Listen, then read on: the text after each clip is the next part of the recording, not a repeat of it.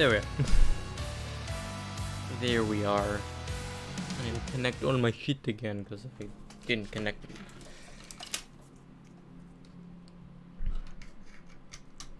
it. Alright, we're here. I'm a little bit late, but who gives a shit? Who gives a shit? I don't know how I'm still awake. My plan was to have a nap after work. Here I am, 5 hours after I got home. No, 6 hours after I got home. One breath. One word. Come on, fucking camera. Do your camera. One F. One word. It's not doing things. It's fucking annoying.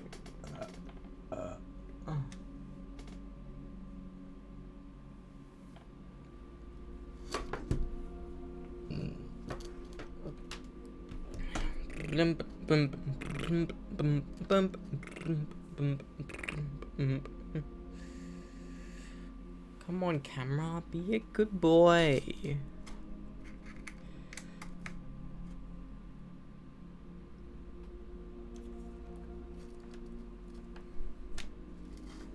I don't really know why the camera doesn't want a camera.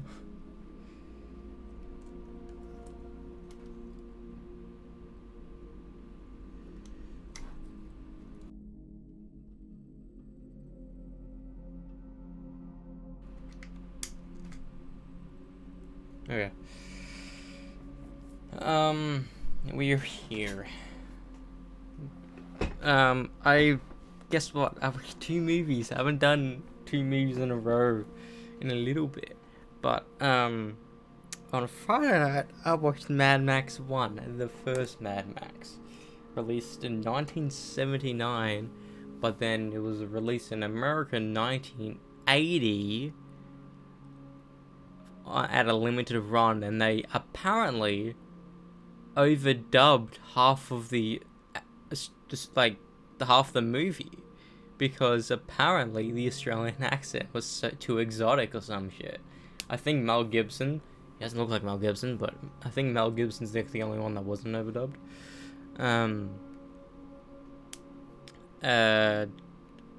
But then when Mad Max 2 was released, it was renamed the Road Warrior, which people saw because they haven't seen Mad Max 1, so why would they see a sequel? So it's weird to know that people's first Mad Max movie is Mad Max 2, but then everyone who knows Mad Max 1 is the original. It's weird because I'll explain it later. But going into Mad Max movies, my brain believes is desert, barren wasteland, cars, and guns. That's all my mindset going into it. So basically like Borderlands.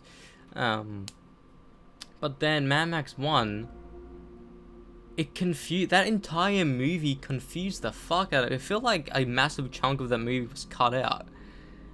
And knowing posthumously, I don't know how to pronounce the word, that it's an independently made film makes you reconsider all those weird thoughts you had watching the movie, because like for an independent made movie, that's fucking sick, you know, like independently made where they didn't have any funding, they didn't have any like licensing to like do specific things, and apparently Mel Gibson was paid $10,000 to be in the movie, even though he was unknown at the time. But still getting paid any money from doing any job is still good enough. But then again, that movie, like, it was so fucking confusing to watch. I watched that movie beginning to end, and it didn't feel like I watched a movie. It felt like I watched a pilot to a proposed TV show. You know? Even though that pilot didn't even, like, going out of the movie, I don't know who the wife's name is. I don't know who the fuck that his boss's name is. I don't know Because at the beginning of the movie, I thought the boss was kind of like trying to get Max down and try to throw him to jail because he's talking to something or other. I don't fucking know. Also, if I had a nickel for every time there was a classic movie made where the supporter character's named Goose and he dies throughout the movie to propel the character forward, I'd have 2 nickels. You know, because there's a character named Goose in this movie. In that movie, he kind of doesn't die, but he turns into, he gets into an explosion, then he becomes very, very burnt and needs to be on like a ventilator to breathe. But that entire movie, also the wife and if you read the blurb for this movie, it's like his family was killed and he's out for revenge. His family dies in the 3rd act, basically like right before the final fight happened, which is like maybe 15 minutes of the movie, maybe 20 minutes. Legitimately, like, reading the blurb about his friends and his family are attacked and killed, he seeks revenge on the road. Mate, it happens like near the end of the movie where the family dies. Like, it's so weird. And what's so weird about it is that there was some, like, I know it's independently made and people don't really think about it, but when you are independently making a movie, you tend to remember these vital details. Number 1, when they first go on this holiday after Goose gets injured,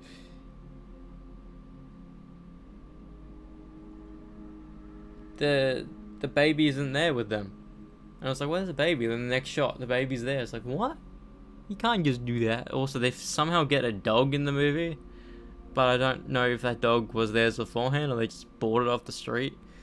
But also, this Mad Max 1 isn't what I thought Mad Max would be.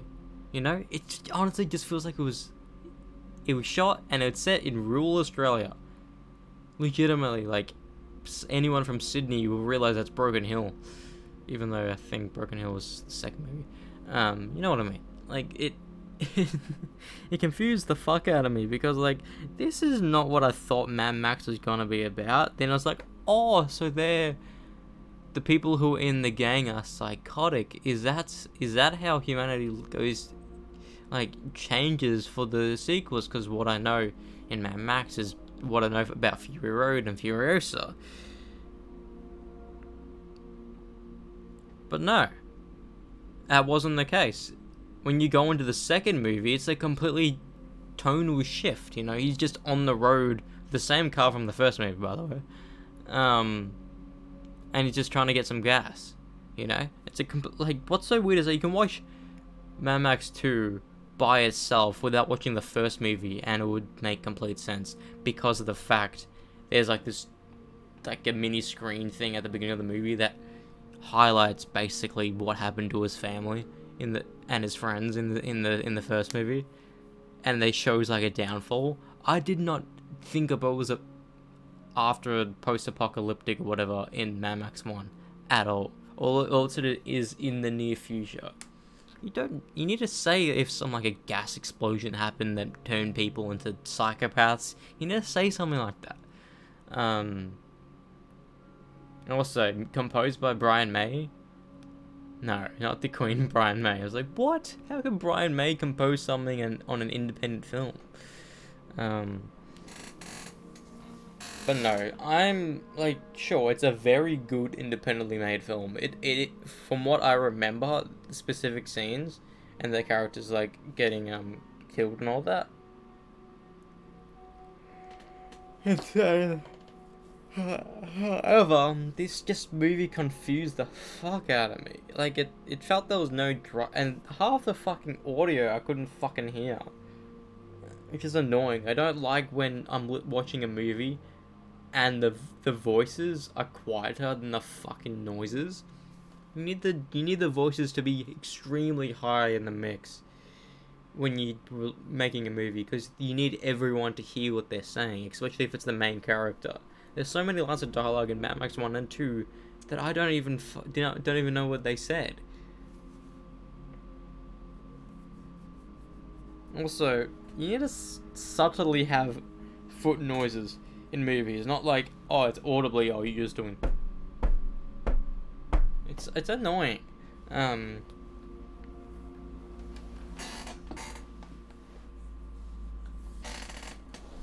but I'm gonna give Mad Max, the first Mad Max, a solid. I'm gonna give it a 5.5 to 6 out of 10. You know, like, I don't feel any need to watch that again. Like, when you think like, oh, this is a classic franchise that everyone knows the name of, and I knew like that it was Australian, even though at one point in my life I was like, is it Australian? But no, it is Australian. But moving on to Mad Max 2, this movie is what you expect Mad Max to be. It really is. Like it like beginning to end, it's what you think Mad Max will be, and I enjoyed it a lot. This movie was way better than the first movie, by a fucking landslide. I know it because it had backing behind them, but legitimately no characters from the first movie appear in this one. So his boss isn't there. His burned partner, which apparently was going to be the character who's buff and uses a speaker. Apparently that was meant to be him because he uses like a police gun or whatever. That would have been cool.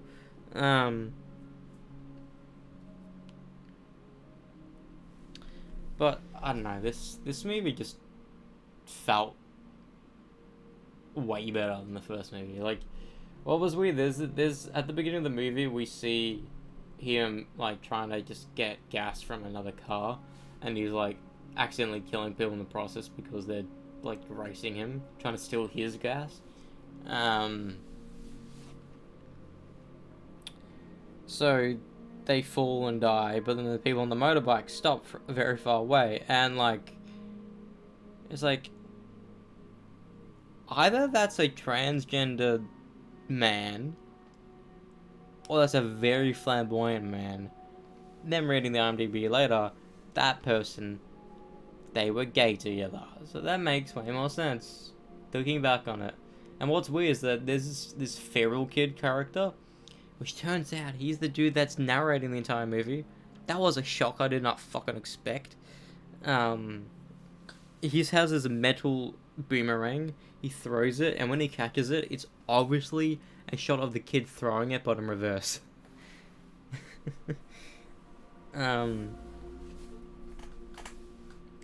Also, there was this character, this two female characters in this movie that were pretty entertaining to watch. It was this one of the people's daughters, and I was like, surely this person's like 17 or something.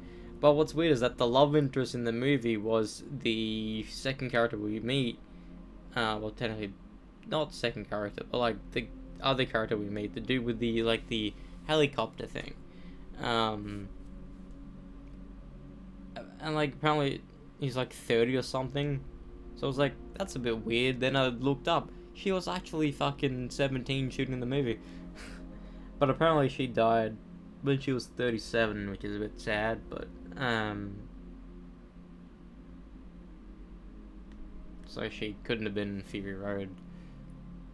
Like imagine to be has Mel Gibson even seen Fury Road? I would hope so. I haven't seen Fury Road.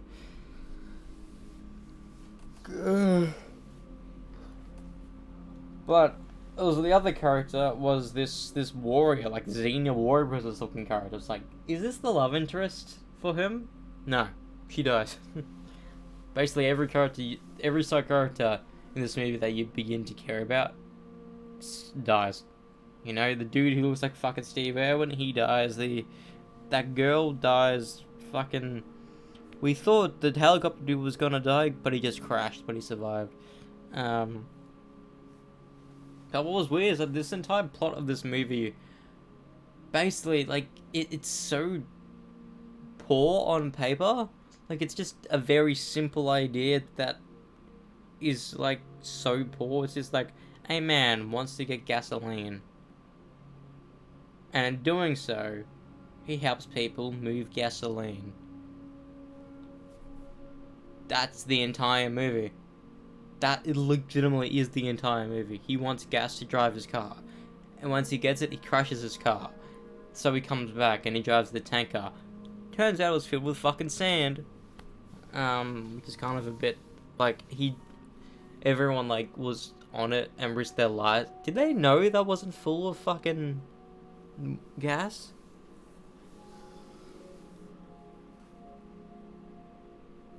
So why couldn't they just use the bus to pull the fucking tanker?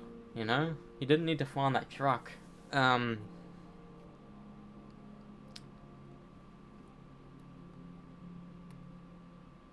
But, like, this movie was way better than the fucking first one. Way better.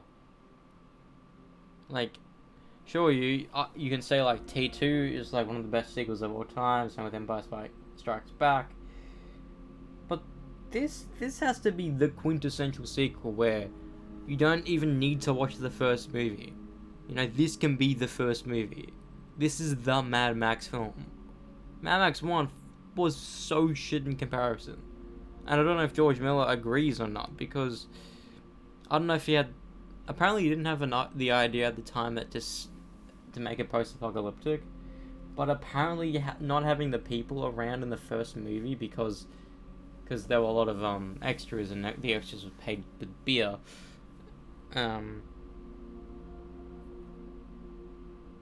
Maybe, and apparently that was the reason, since no one was there in these regional places. That's how it's post-apocalyptic, and we got that explanation in the second movie, which makes kind of more sense. But I want to know the timeline difference from the first movie into this, because there's no walkie-talkies in this movie, there's no radio in this movie, there's no diners in this movie. Like, in the first movie, it just felt like normal day fucking 70s, 80s Australia. Legitimately.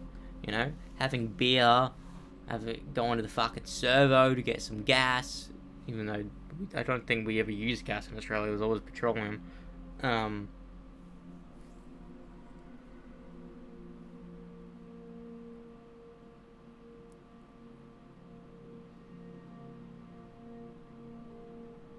But yeah, that was Mad Max 2, The Road Warrior. It's an easy 7 out of 10. It's an enjoyable film. And what's weird is that it's actually shot, like, my brain knows it's in the 80s, but it feels like it's like maybe an early 2000s movie, the way it's kind of shot and the cameras. Because film back then is like pristine looking like footage if you compare it to digital footage from back then, which is fucking atrocious. Like, this movie, even though it was released fucking years before fucking Back to the Future and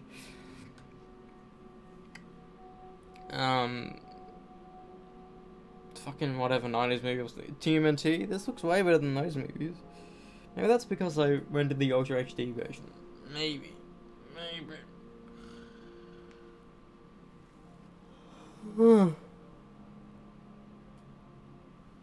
My brain, my tired brain is catching up to me.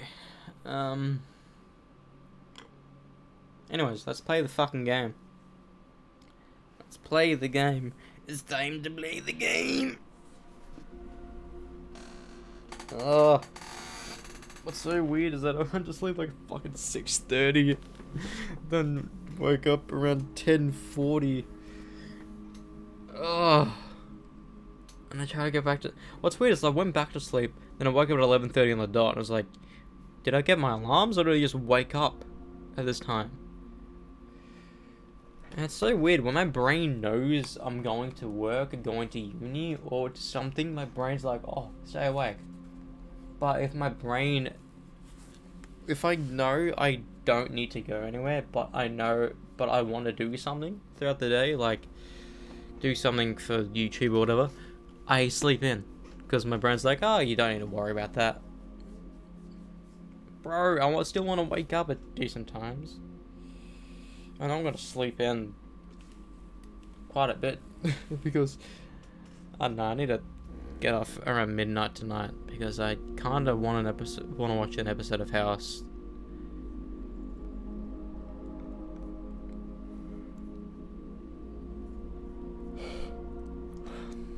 And Mad Max 3, so that's at a minimum 2 hours, so if I get off around midnight, I can do that.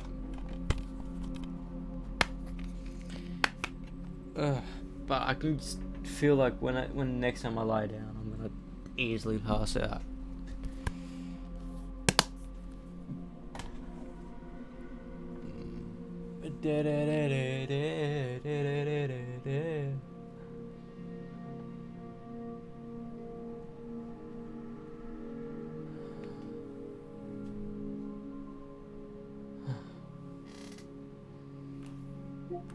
Anyone online? Yeah, if you want to watch Mad Max, watch Mad Max 2. Mad Max fucking 1 was just not a good movie. I mean, if knowing it's an independently made movie, if that was a movie that was like made, a uni student made that, phenomenal, you know? But since my brain's connecting to like its sequel and how I just watch movies and critique them because they're movies, I shouldn't believe that making it independent makes it better, just in general. But it's well done for an independently made movie. Apparently some of the cars that exploded in the movie were their own cars.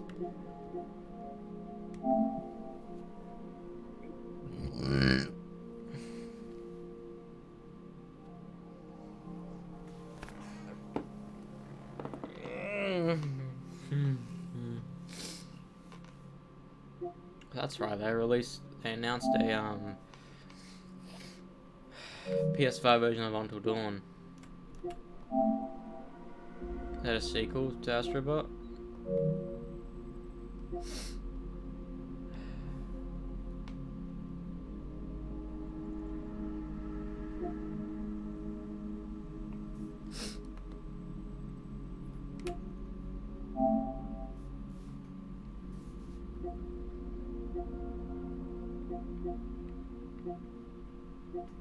What is it? It's gonna be Fallout 4 up at the top.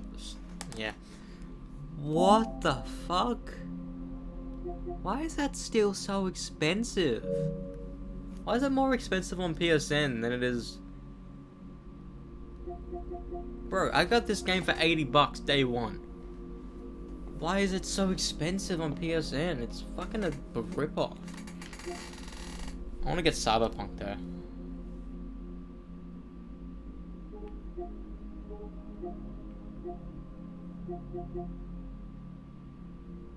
I want to play the Red Deads as well.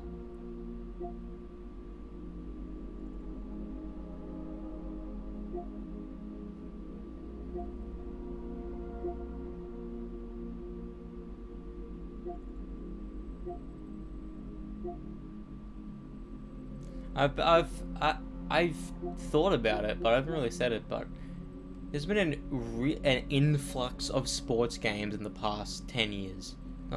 Not 10 years, 5 years, with every single sport you think of having a video game. I've never seen a cricket video game in the style of fucking FIFA or basketball before. You know? I've always known about the golf one, the wrestling one, and the basketball one, because those were the big ones, and they also had the MLB The Show. That made sense.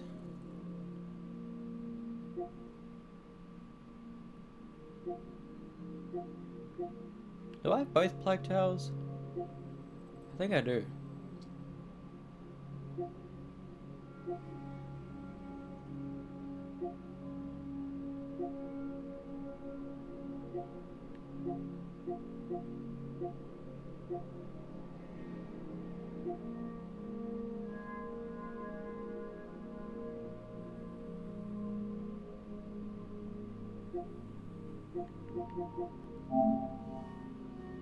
Ooh. They actually need to make VR games feel like real life, because if it's animated, you know it's fake. Yeah. Hey. Who the fuck's Lars? Wait. James DeCaster. Who's this?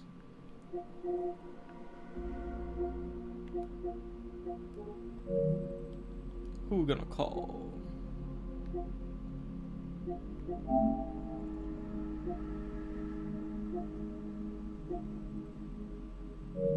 I'd play the OG Medical Souls and stream on her. Easily. I would. If there was an incentive for me to do it, you know, if I was gonna get some views doing it, I would. There's some games I just want to play.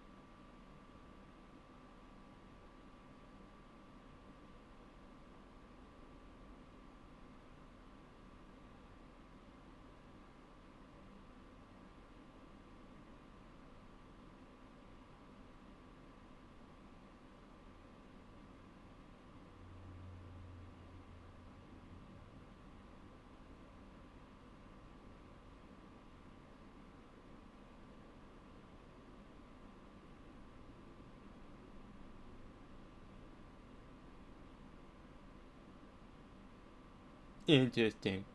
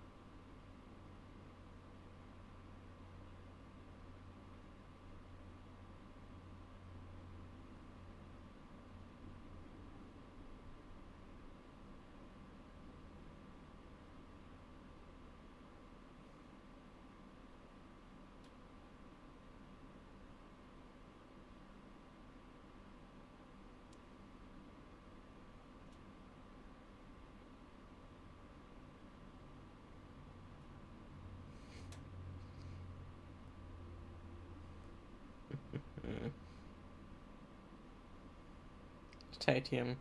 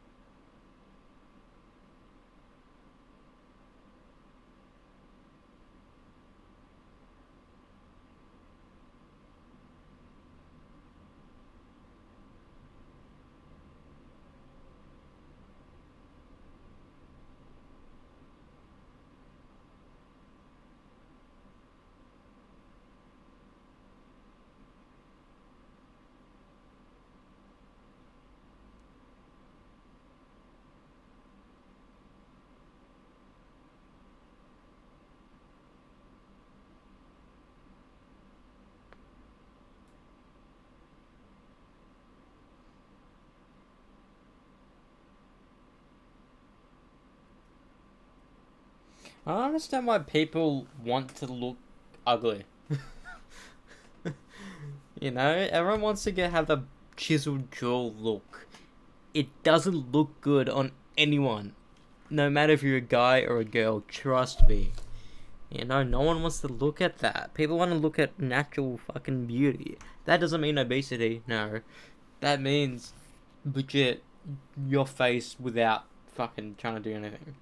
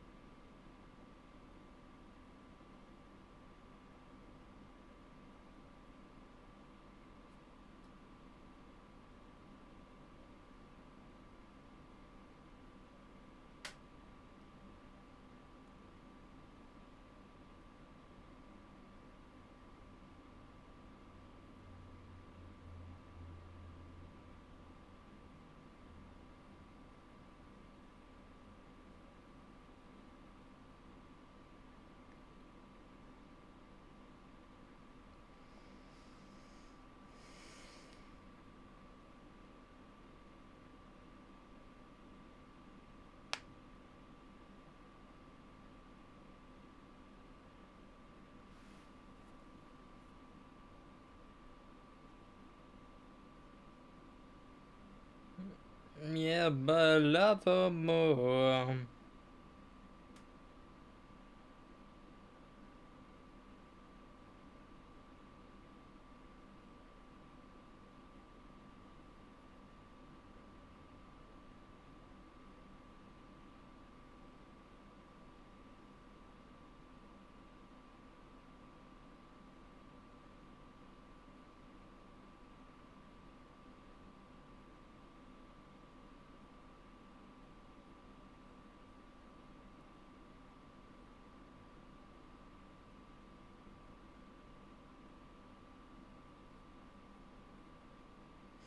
Oh, so that's why Sandman was played early in the set.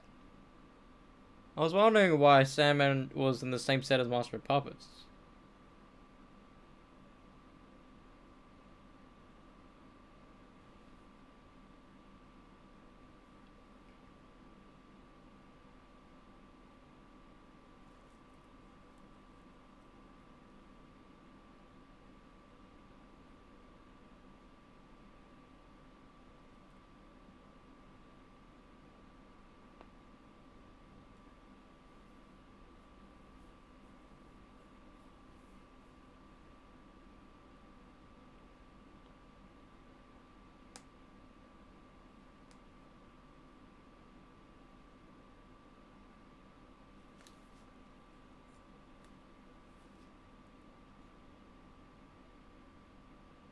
It's not really a blooper.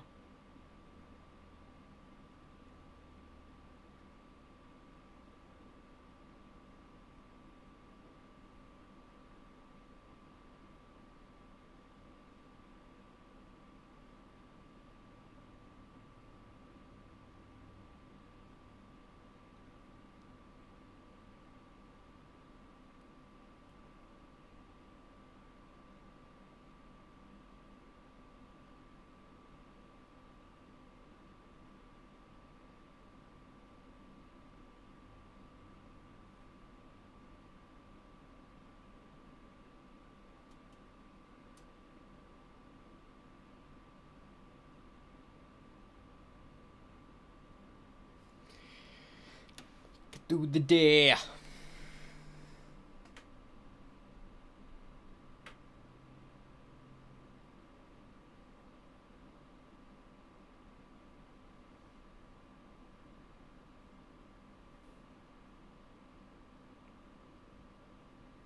Am I too far go? Alright, let's play.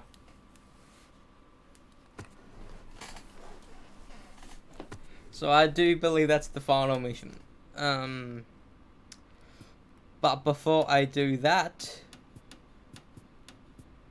I've got these things to do. I will be doing this one, then the other one, then I'll do that mission. And I think I'll be done the stream for today because I'm fucking tired. Am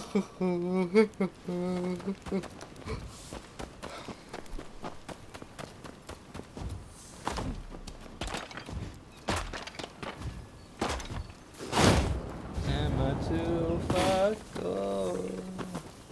Maybe I'll listen to the 72 Seasons. It's been a long time since I've listened to it.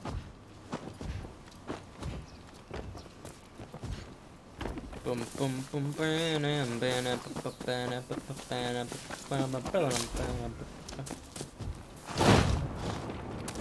in a mirror room, looking on a sea broken faded sky.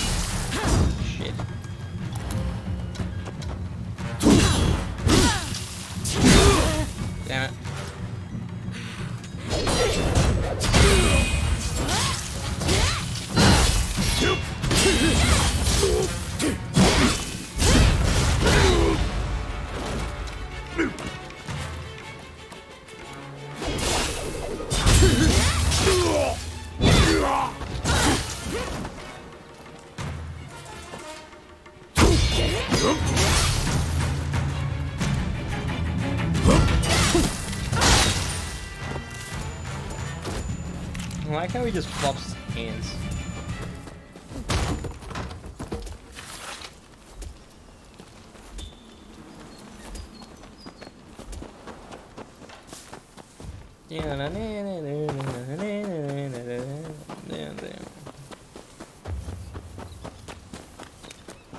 Oh shit, look out, bro. Anyone IRL would have noticed me run.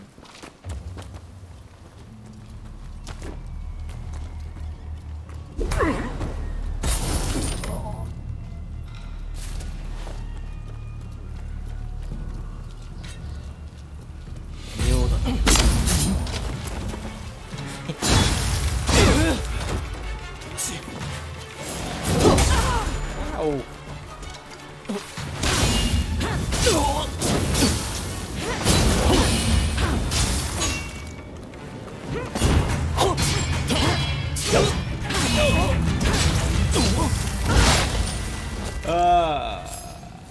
Clean.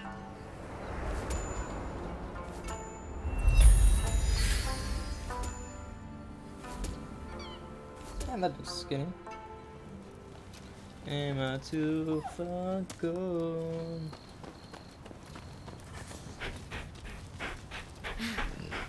Teach me how to duck. Teach me how to duck him.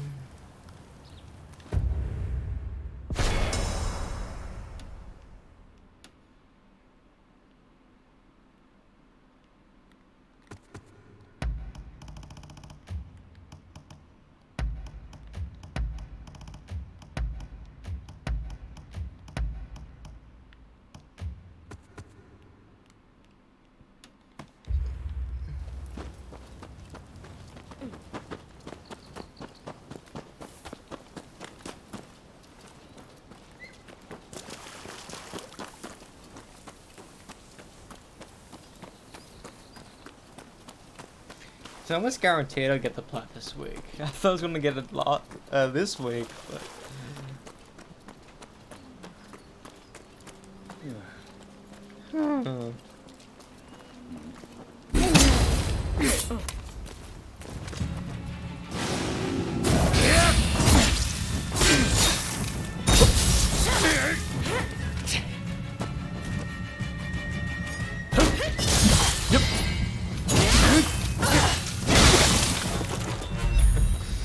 too easy.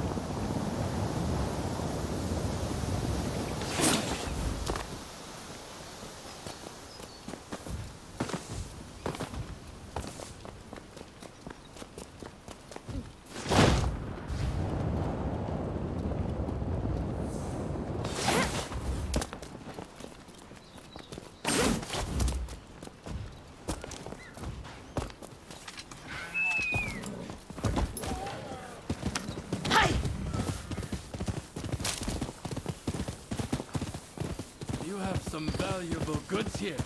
We'll be sure to make good use of them.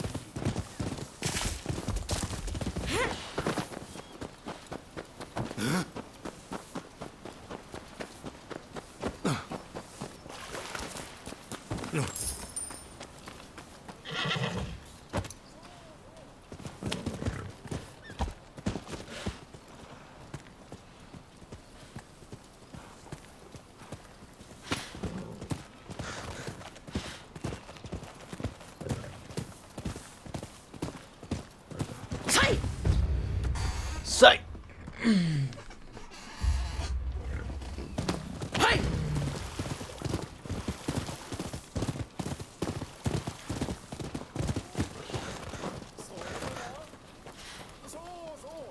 Solo.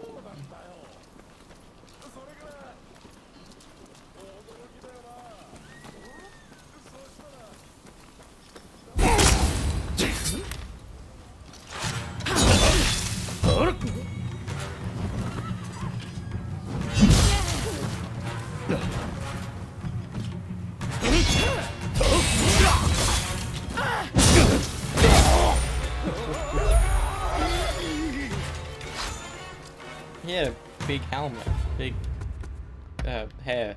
What else? Like helmet.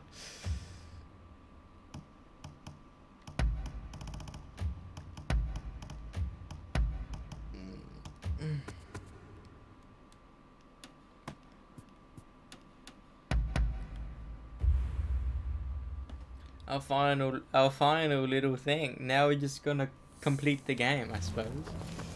Oh, after this.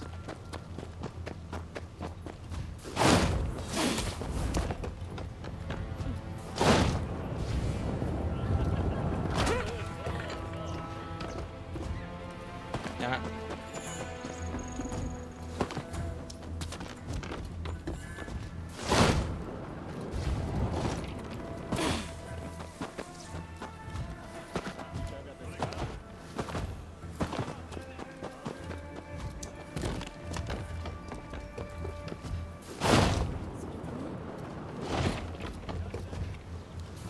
Damn. I wonder how many people are gonna be here.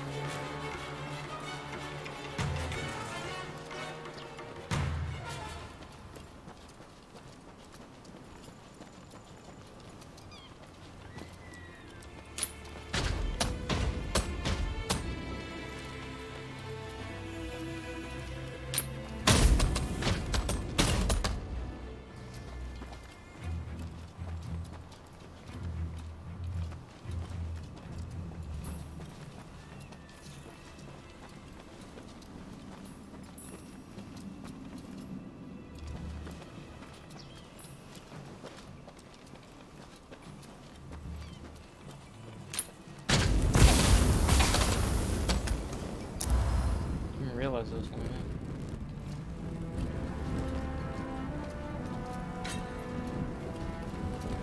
Help me!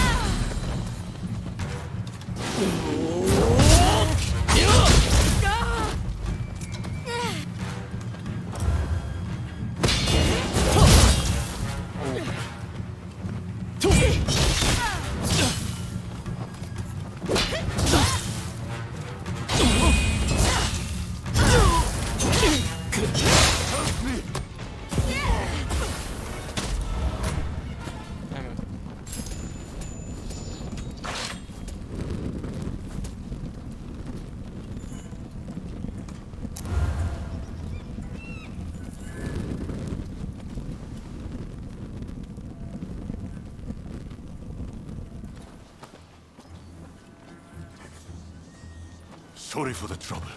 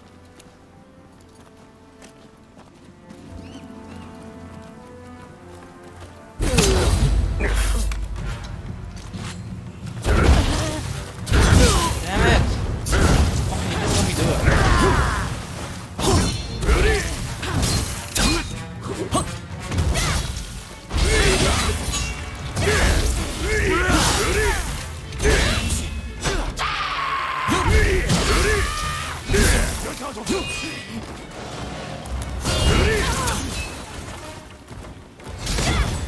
religious place?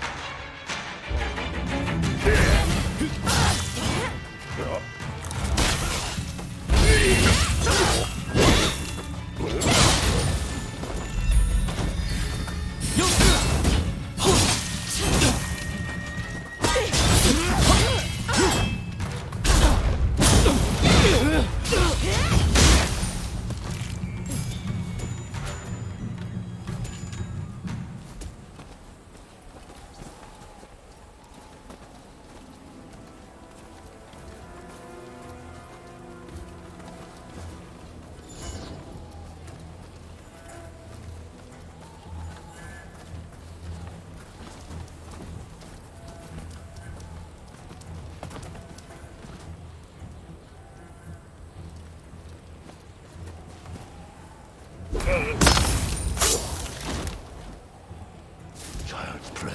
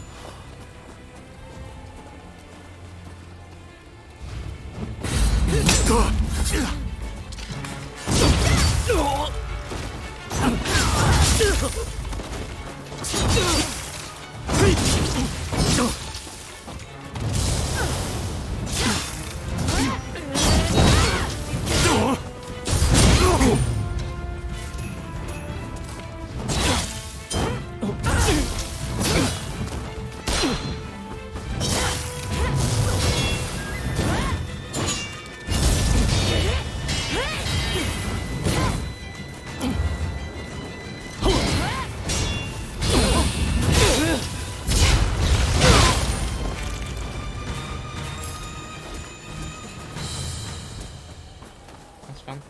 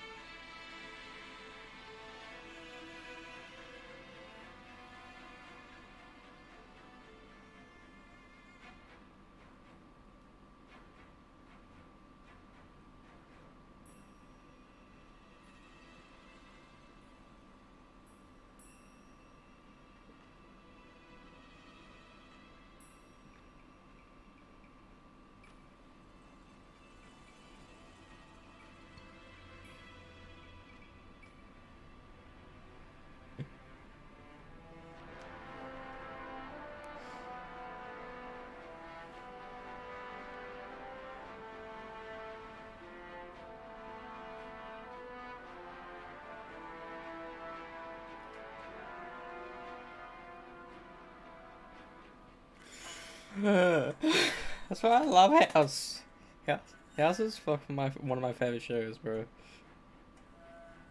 The thing about House is that it's so rewatchable. Yes, yeah.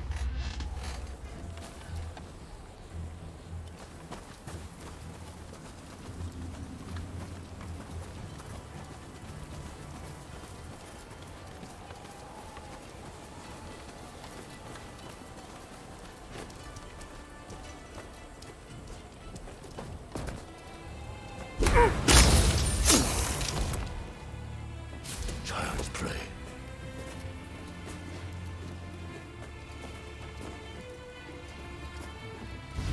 I was like, this is pretty good. Bro, it's the twinning.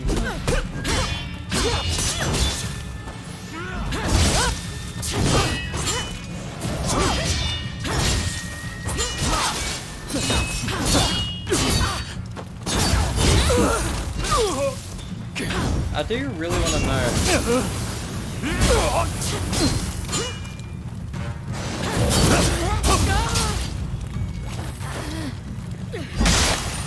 I do want to know if anyone's fought us before.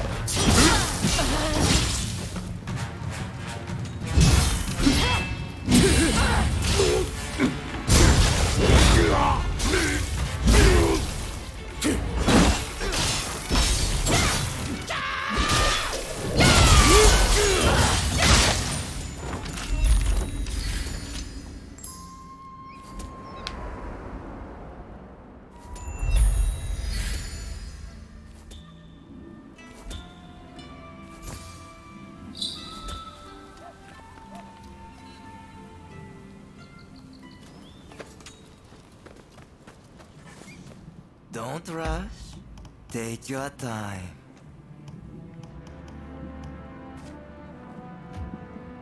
Don't rush. Take your time.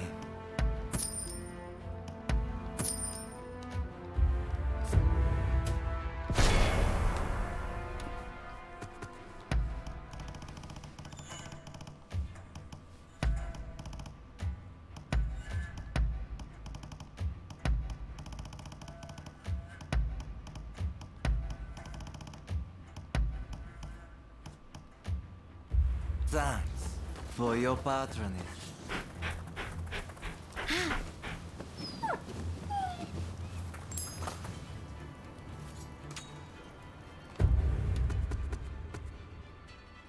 Damn, look how much karma we have. That's crazy.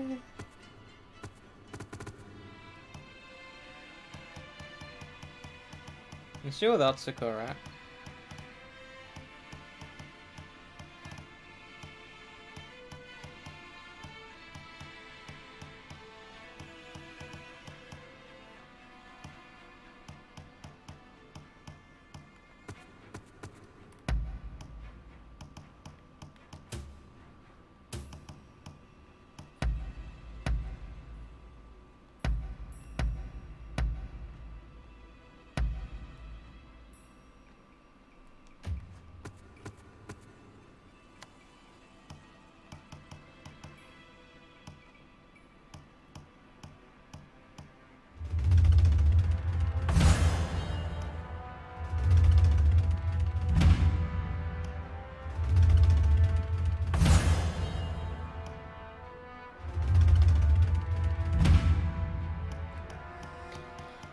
Ooh,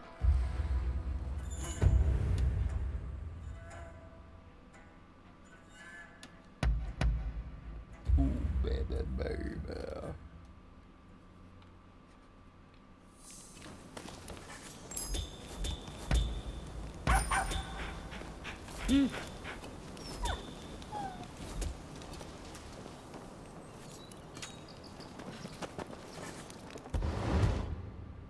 Ah, you're back.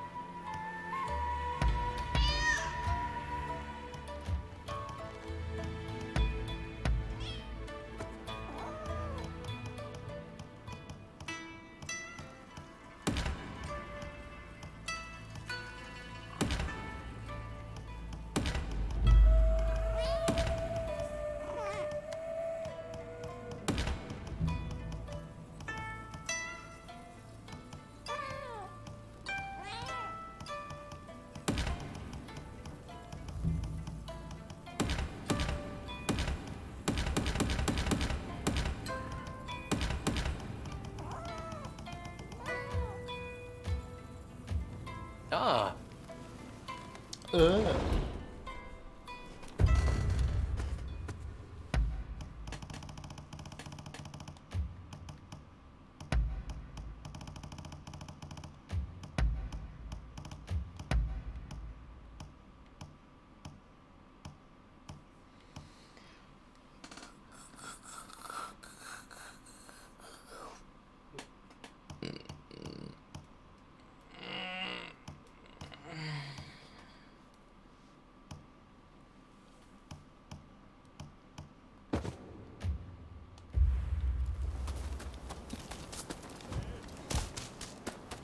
I have a fine.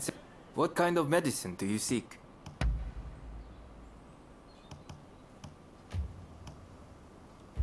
Do look after yourself. Welcome! I'm blessed to have your patronage.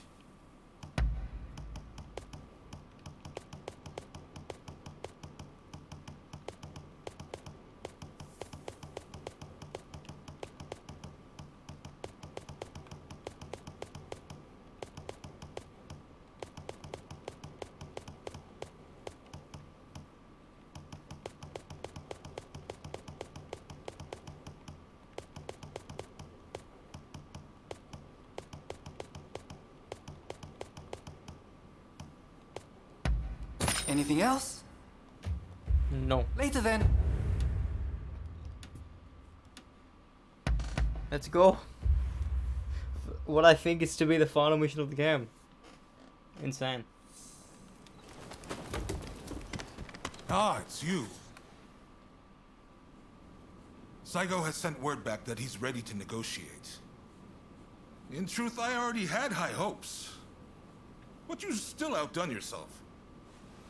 Princess Atsuko, Saigo, and I, we could never have achieved this, no matter how hard we tried.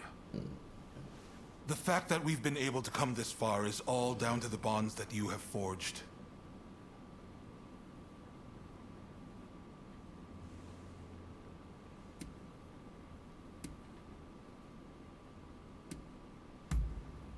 Ah, a little dig at me now, huh?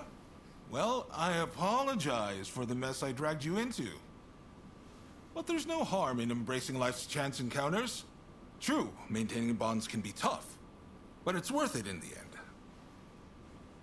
I want to settle things between the shogunate and the new administration. We need less fighting and more talking. It won't be easy, but what choice is there? But I fear the Demon Claw Samurai is bound to intervene. That's why I want you there. To end this once and for all.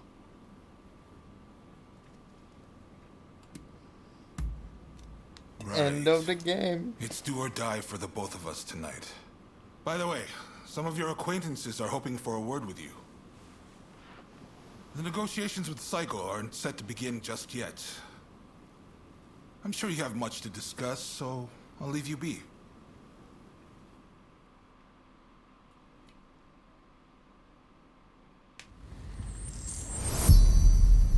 $18? Say your goodbyes to the group. Are you fucking for real? Who's the group? Holy shit. Let me try to go on the roof. Who's that? Oh, that's the Shogun.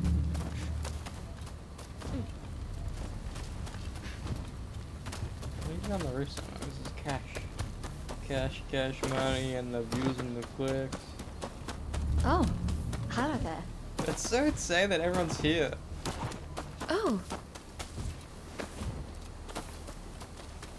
How do we get on the roof?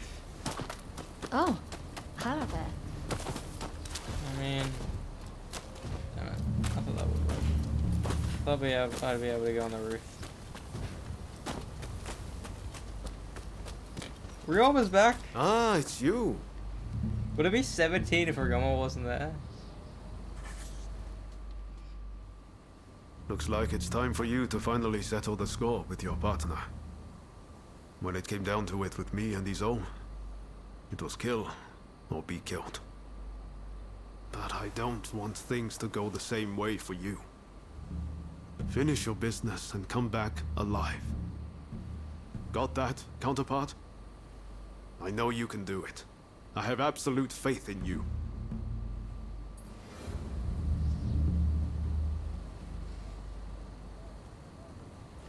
I fucking love him, bro.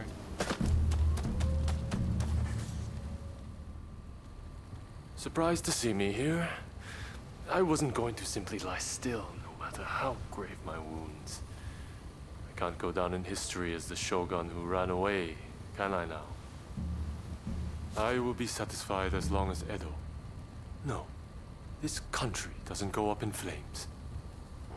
I'm grateful to you for keeping that hope alive. I thank you. If I had been born of a lower station, how I would have liked to have journeyed with you, as Ronin, together. Best of luck. Our business here is done. Dismissed. Hey!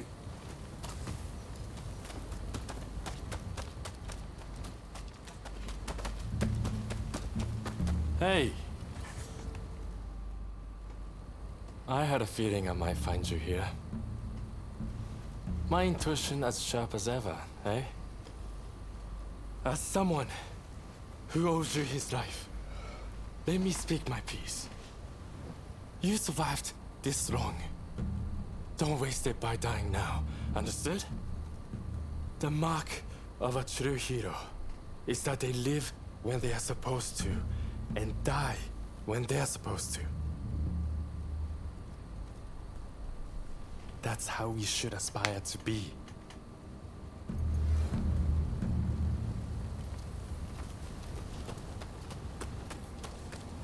Oh, there you are.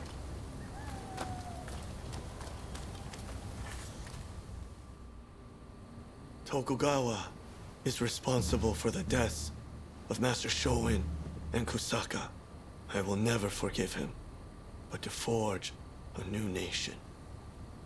Peace must be made. Indeed. We have vowed to establish a government that will bring peace to this land. If bloodshed can be avoided, then I can think of no better outcome. But will our new country be everything Master Shoin hoped it would be? At this stage, I think that remains to be seen.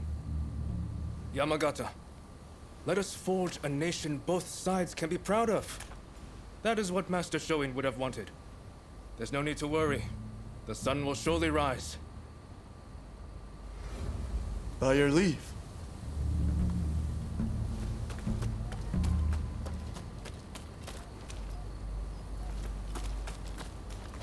These are our G's, bro. Over here.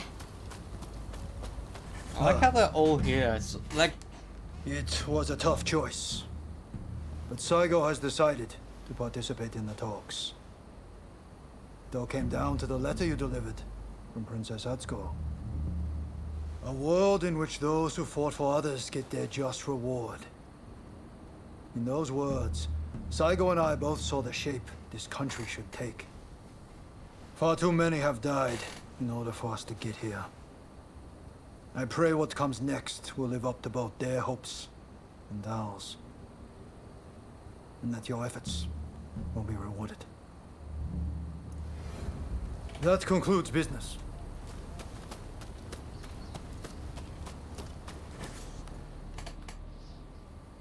Oh, good to see you safe and sound. I thought I should catch up with you while I was checking on things in Edo. I have always chosen what I believe to be the best course. But I know many men have lost their lives because of my choices. I want to help make a world where all can see their deaths were not in vain. I need you to know that.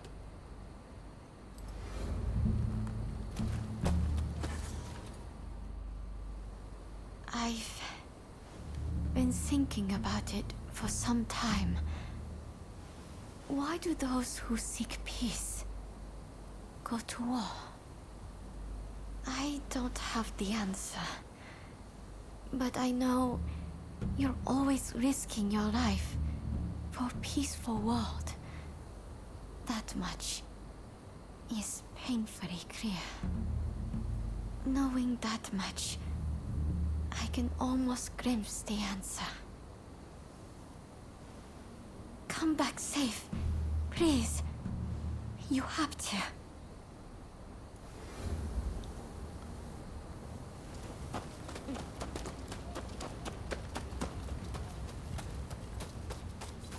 Oh.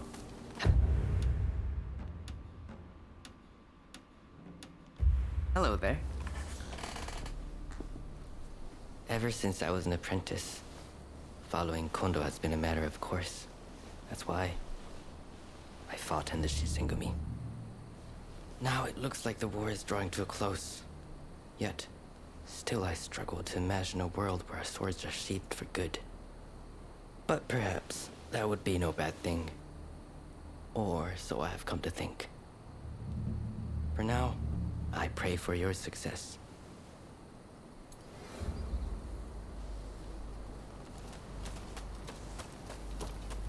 Oh, it's you. There are two sides to everything, light and shadow. We are of the kind who belong in the shadow. Not that I mind. There is work to be done in both worlds. I think I'm close to understanding why it is I risk my life. The blood we've shed in the shadows has been in the service of history. That's our true purpose. You must see it through. I also have nothing further to discuss.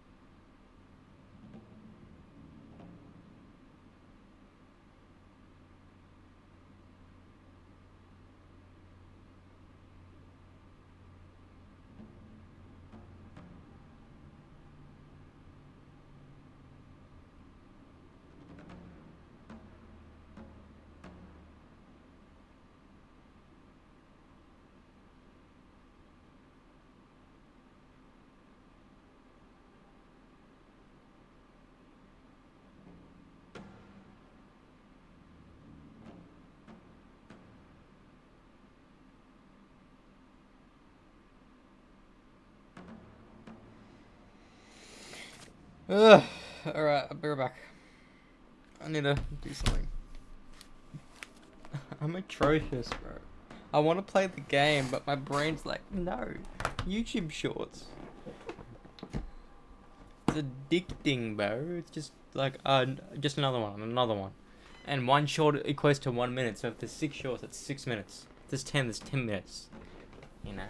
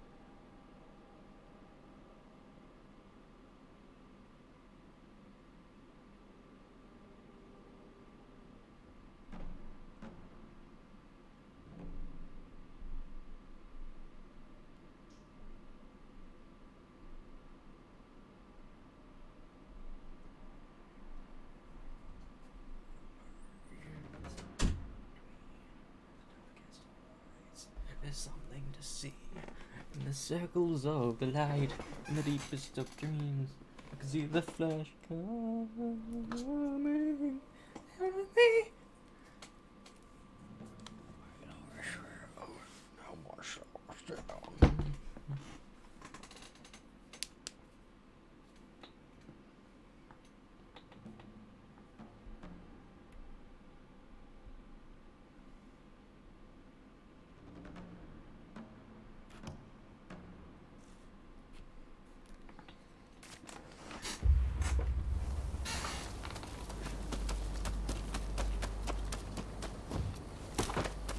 Good to see you.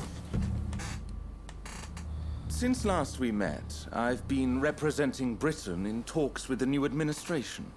I'm applying pressure to them, suggesting that a civil war would be bad for trade. Surely they won't be fool enough to ignore the British Empire. Saigo will factor us into his calculations, I do not doubt. The rest I leave to you. Please, protect Edo. And this country I love so dearly.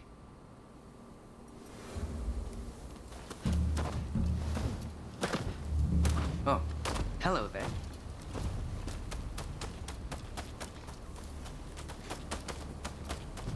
Hey!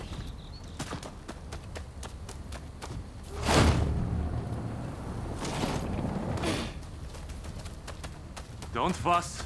Just come.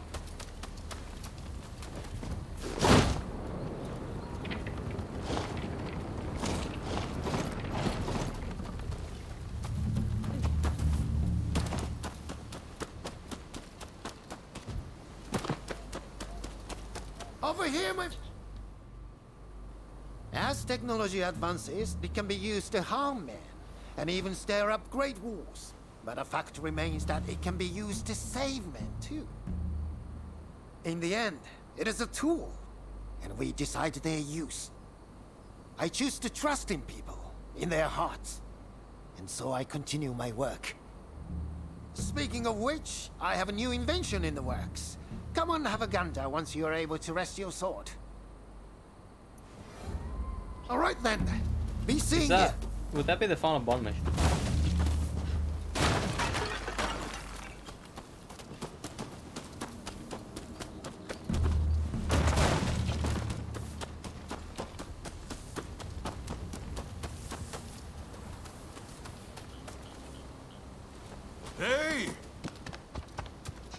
What a coincidence. Orders have come from the homeland to withdraw from Japan. But I'm of no mind to live. I have found a way forward. After encountering the Shinsengumi, we formed the Dragon Corps, the battalion of my dreams. We'll depart soon and work to become the samurai of the new age. I trust you will follow your own path. Farewell. If you have work to do, then go.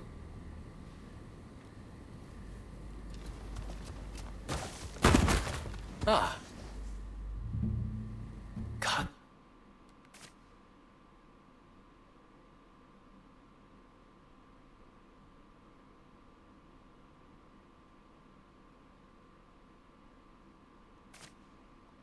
Su will go down in history for all he has achieved, I am sure. Truly, one's status and birth need not hinder one's potential. If we all had his capacity to make our dreams a reality, this country would be transformed. Don't you think?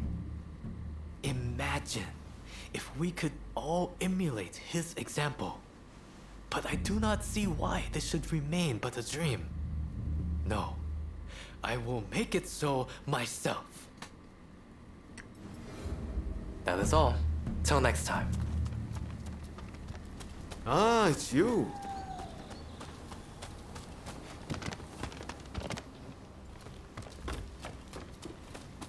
Oh. Please, tell me the truth. Where are you planning to go after this? Ah, apologies. That was a little intrusive of me. I just can't bear the thought of you meeting the same fate as dear Ryoma.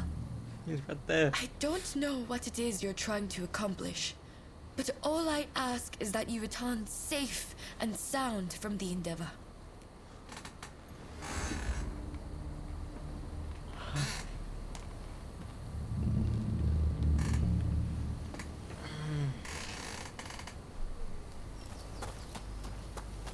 Oh, hello there. Think of all the lives that are lost so easily in war. But saving a life is a different matter. It requires real effort. I've tried everything to save my patients. So I know, from experience, that miracles do not just happen. They are made to happen. A lot of people are looking for you for just such a miracle. So go out and do it. But make sure you come back safe.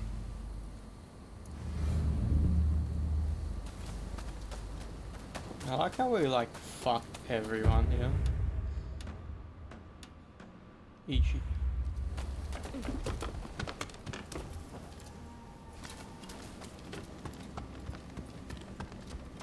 It's you. Oh.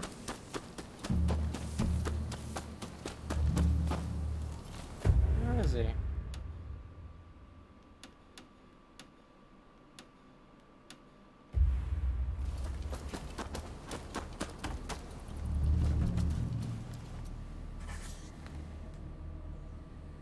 A new battle is just breaking out. Not that of the Satsuma Choshu Alliance, but one of commerce. Soon, we'll be fending off merchants and traders from all over the world. I expect to have my hands full indeed. But that's still yet to come. You must conclude your own battle first. Leave the future to me, and give all you can to the here and now. Stay well. And finally, Atsuko. Come. Be at ease. My utmost thanks for delivering the letter to Saigo. Now everything's up to him and Katsu. If the fighting comes to Edo, my fate will be bound to that of the shogunate. But it won't come to that, will it? A new world is coming. One where those who gave their all for their country are rewarded. Saigo and the Katsutu are united in this belief. And in this new world, I should like to leave the castle. Perhaps Princess Sato and I could visit you at your home.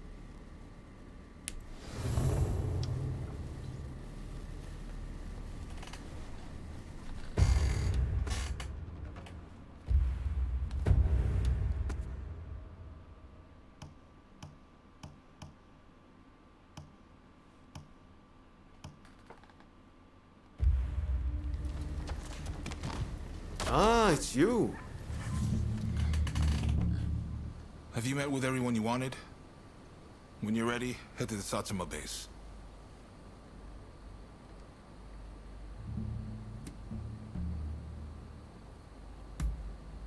Enough of that. Not the type to get sappy. I found a place that does good eel recently, though. Soft and plump like you wouldn't believe, with just the right amount of sauce. Quite exquisite. I'll take you there. My treat. But first, we have work to do.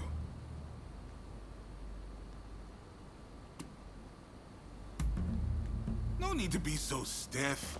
It's the difficult things that end up the most interesting. Never be so uptight you can't enjoy the moment. Right then, let's go.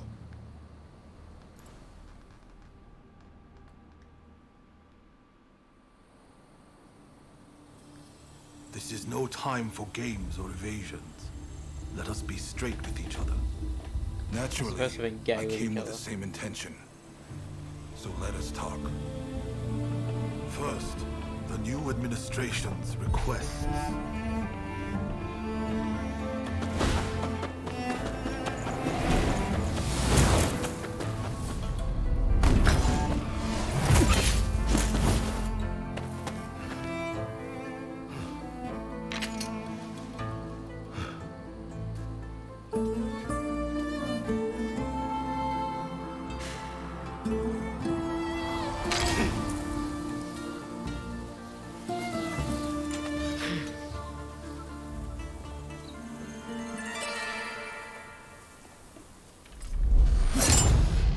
It is time to end this.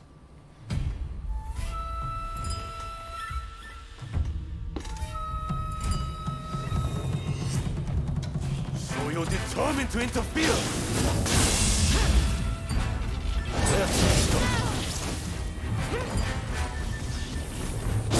I know you better than anyone!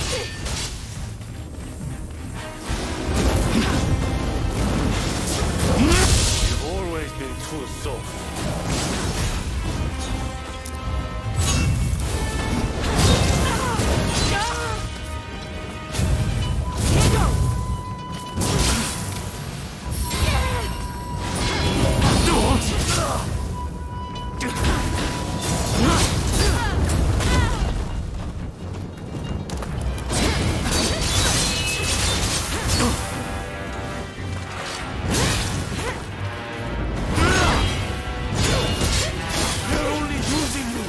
Why can't you see this?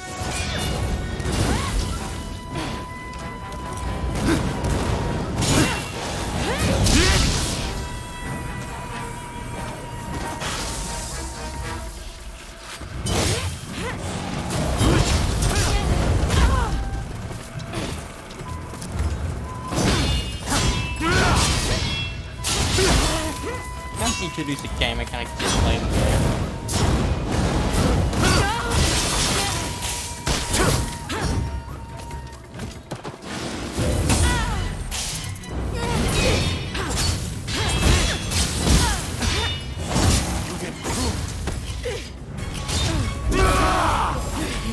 Without war, what purpose, what worth would we have?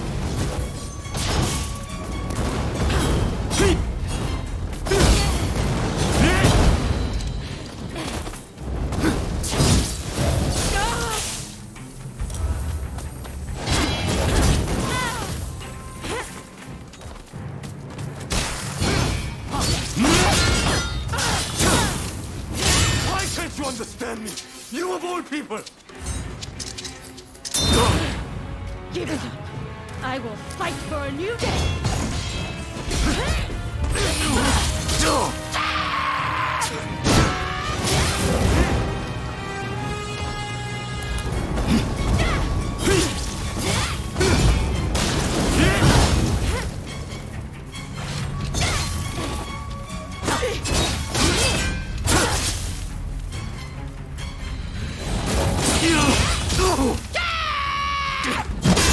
I can't reach you.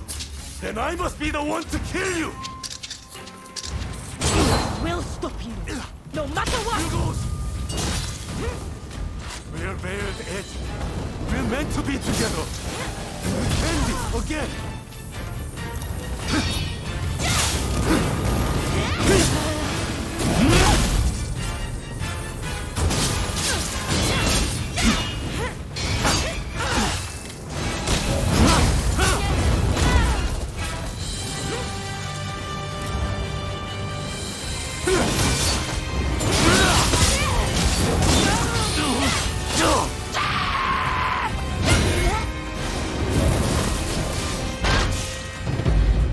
Game wouldn't let me heal. And still.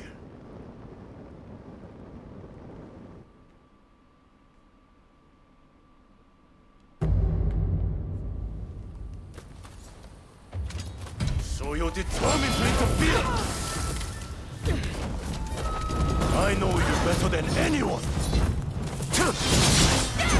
You've always been too soft.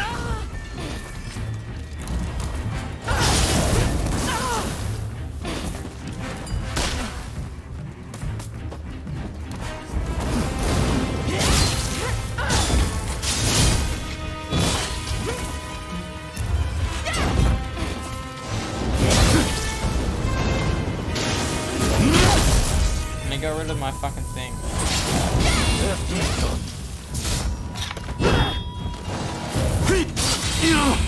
They're only using you. Why can't you see this?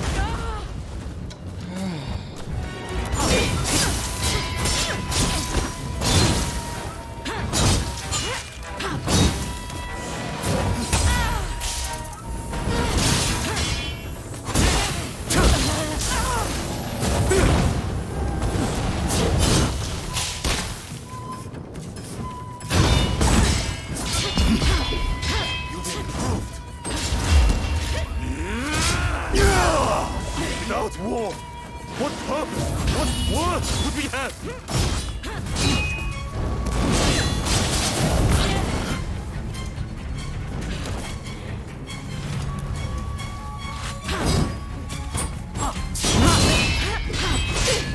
Why can't you understand me? You of all people! Give it up. I will fight for a new day.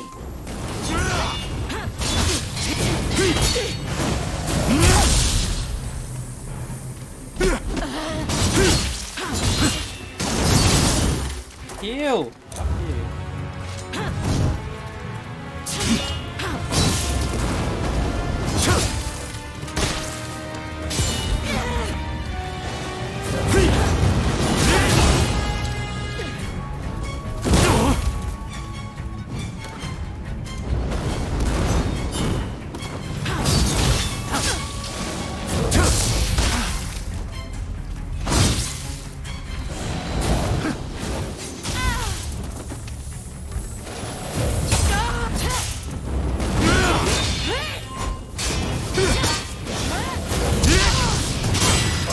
Reach you, then I must be the one to kill you! We'll stop you, no matter what!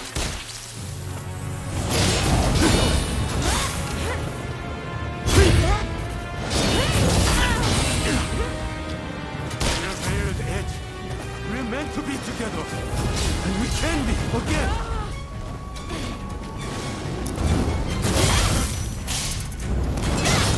You that I seek to change the world! Stand aside!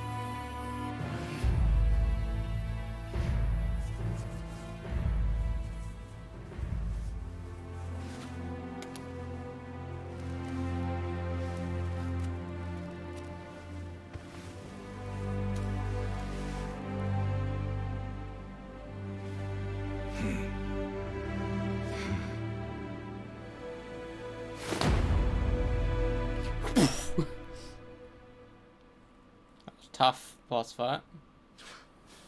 I wanted to make a world where we could live together.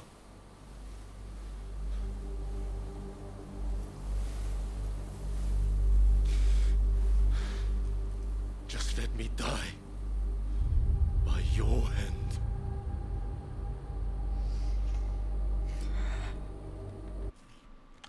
I don't know.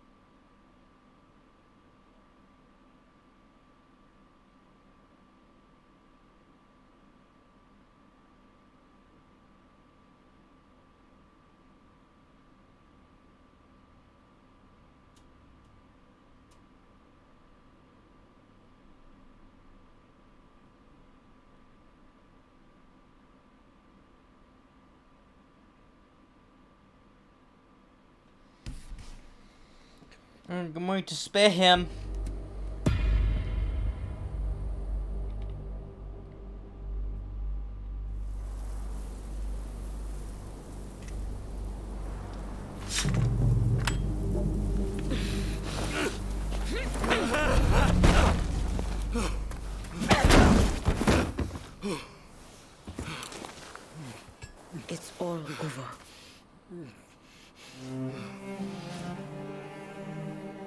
mean to mock me?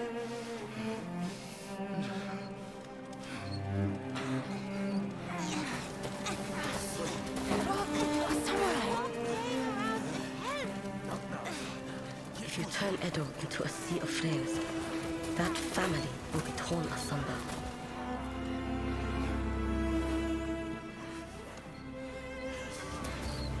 You'll become just like the people we hated.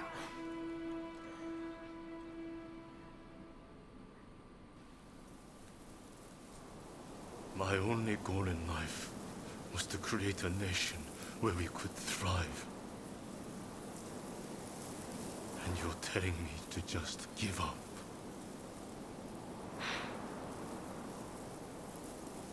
Why not?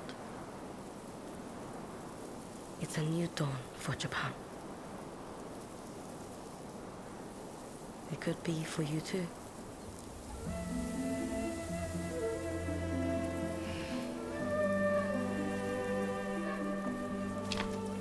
No, I wish to leave this land. I'll watch things unfold from some far-off place.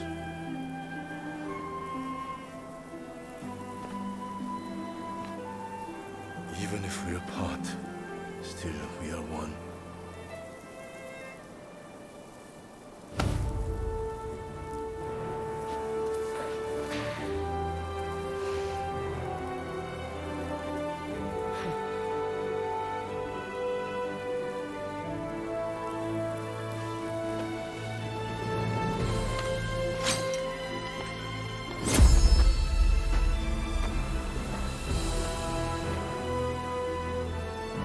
Separately formidable.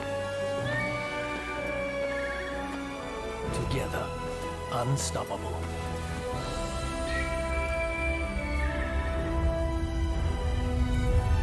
Blade twins are forever tied together by the bonds of fate.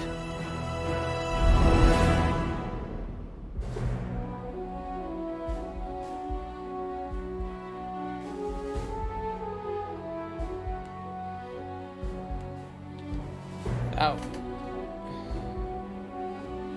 That was a weird ending.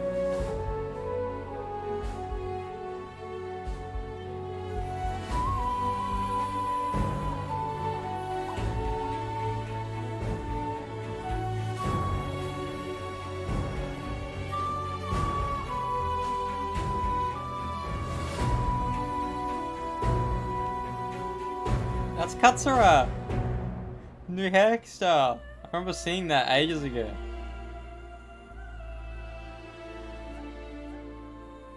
Counting modern day men. Ditching the fucking samurai armor. Becoming more modern, as we know.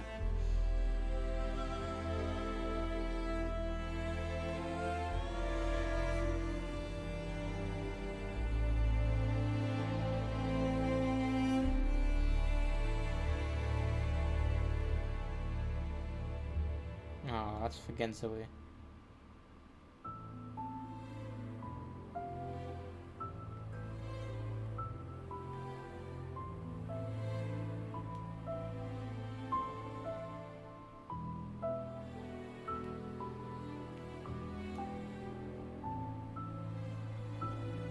He's playing guitar like a piano. How?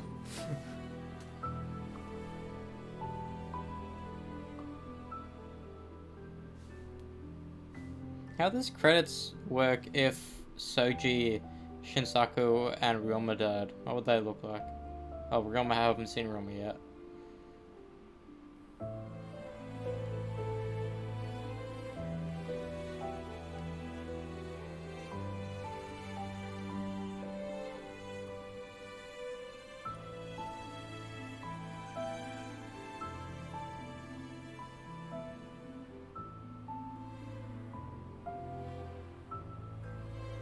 Yeah, Ryoma going to America.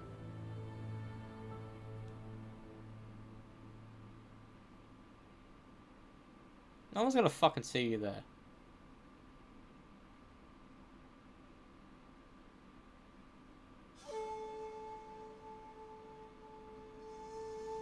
Yeah, how would the credits look dead? How, like, because Rim will be dead. You can't save Genzawi, he's dead regardless.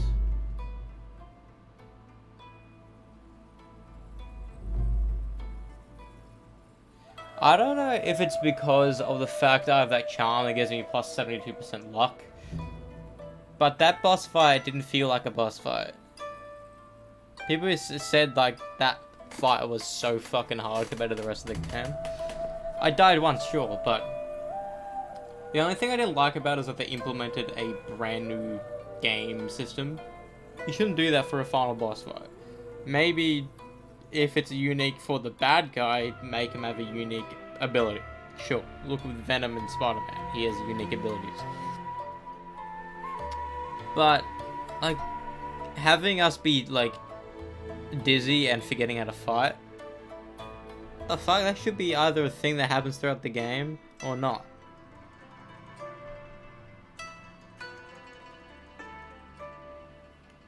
But, overall, it was an enjoyable experience. It was a very, lackluster ending, I would say.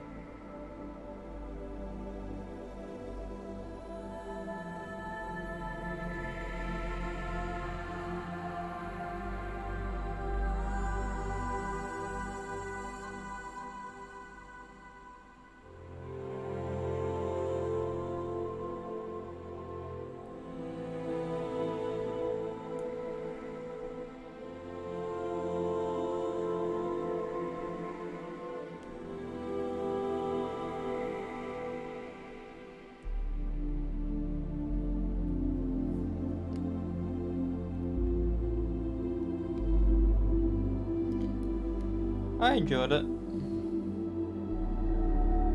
I enjoyed the game as a whole. I like getting to know these characters, because I thought there'd be too many characters to actually like or know, but due to the amount of time I played, I spent at least maybe an hour in total with a lot of these characters. Therefore, my memory is strong with it, you know? We've known Roma since our, like, second fucking stream from the game. We've known a lot of these characters for a long while.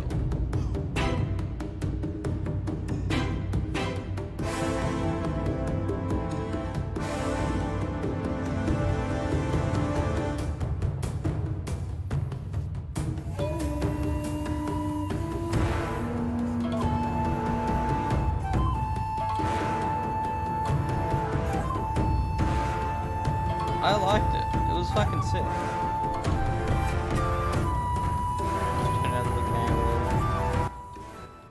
It was very, like, I enjoyed it. Sure, the story wasn't as, like, good as Ghost of Tsushima, because Ghost of Tsushima had the perfect amount of characters. But this was based on history and it utilized real people. I'm glad I actually appreciated these characters, because I thought at the beginning, we were like, there's too many characters, I'm not gonna like them. But every single character we met was good. I liked every character we met. My favorites, like, standouts is Ryoma, Atsuko, and, Usugumo. I also really liked Ine. Also really liked Oreo. I also, I just liked so much about this game. So, all of the characters, like...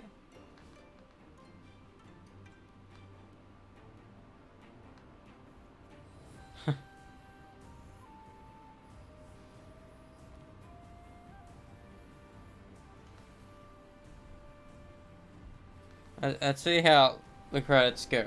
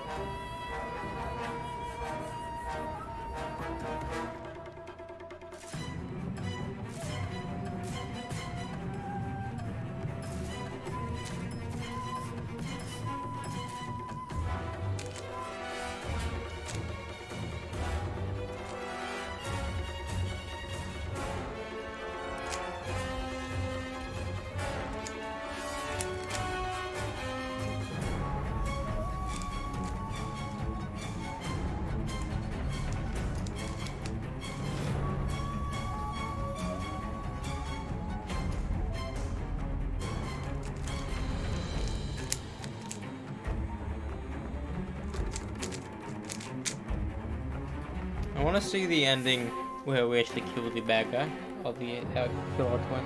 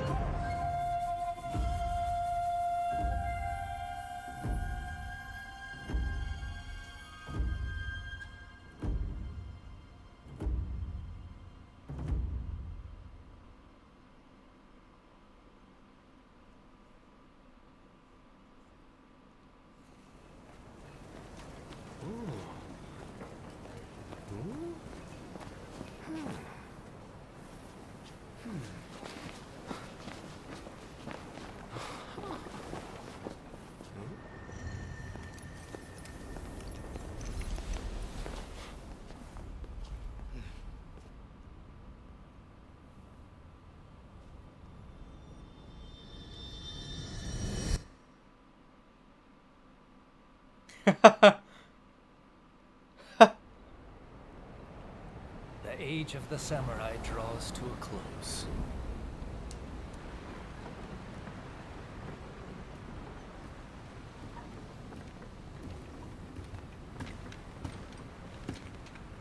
But the samurai spirit lives on, and new horizons await.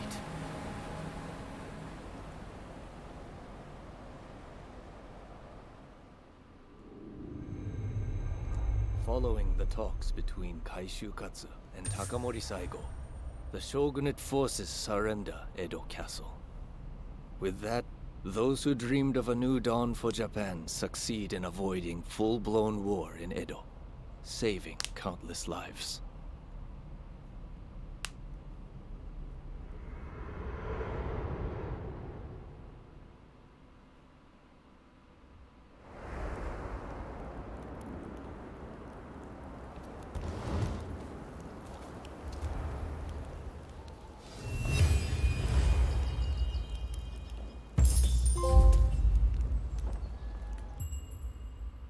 Yeah, chapter 3.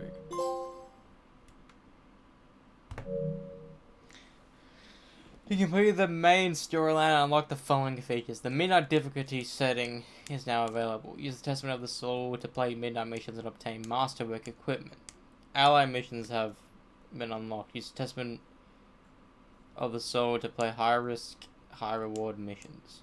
Breakout skills have been added to the stats menu. Learn Mamyo, Kaishin Ryu, Combat Skill, and other certain special skills that will enhance the protagonist.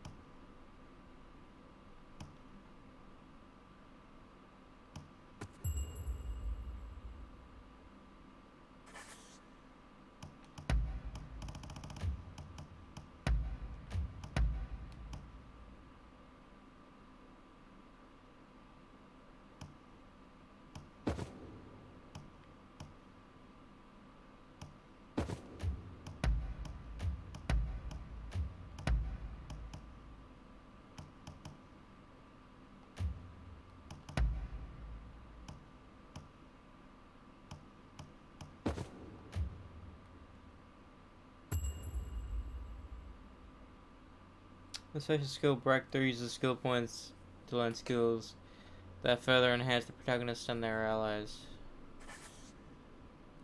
Huh? There's even more. It's an incentive for you to replay the entire game to get these more.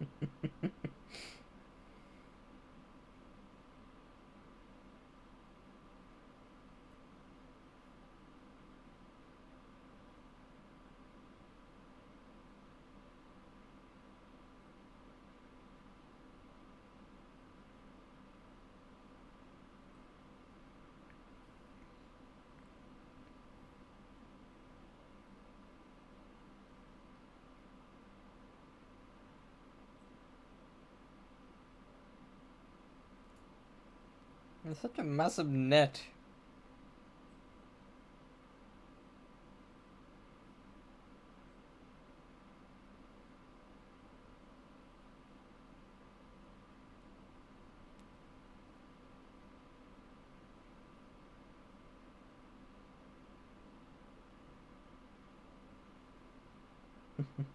They just speak Japanese now. Are you kidding me?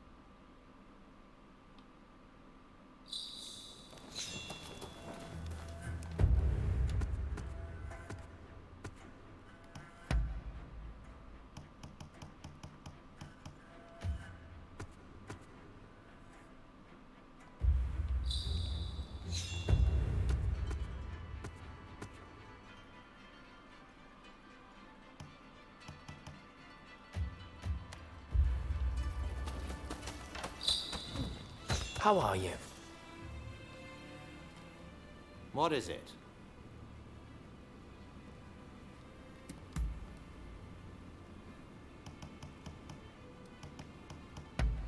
Oh. Very well then. Goodbye. Ah! I'm glad to see you.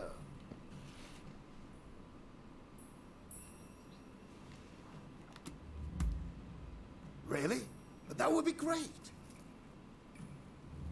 Oh, it looks like you have quite the collection. Good work.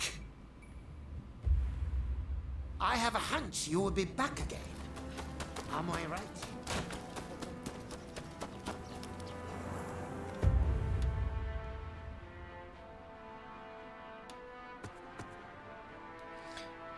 Where's my final Bond mission?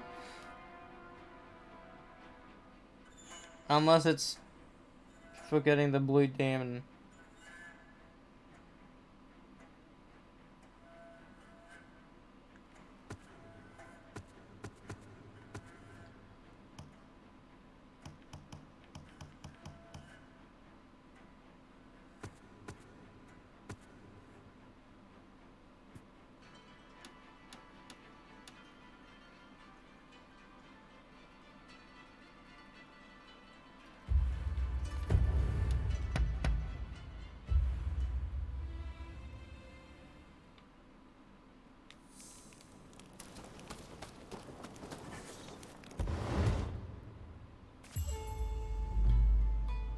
You can craft and blacksmith objects at your longhouse.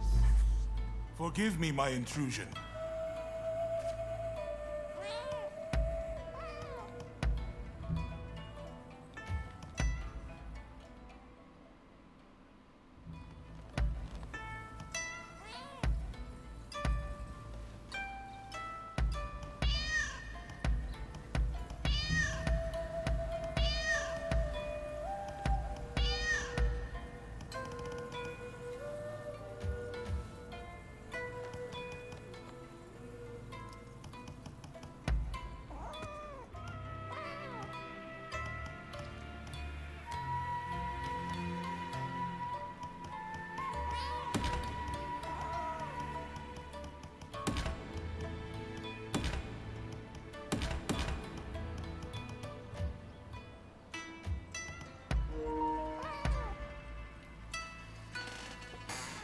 Here.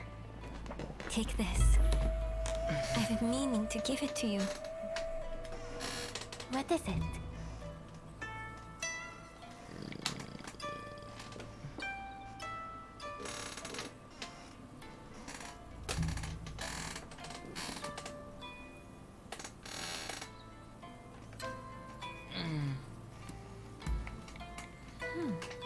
Is that so?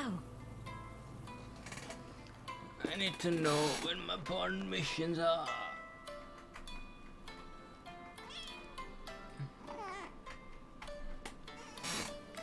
I don't have none.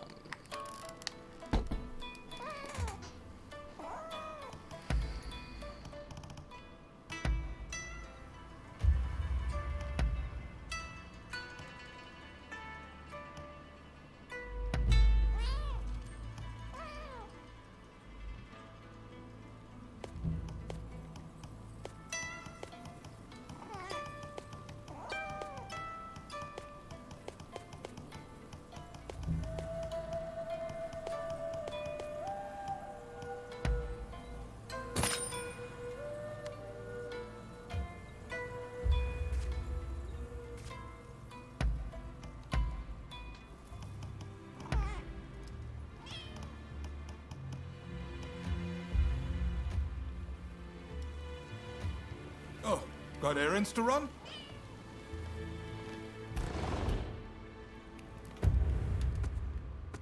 What I want to do is put on this.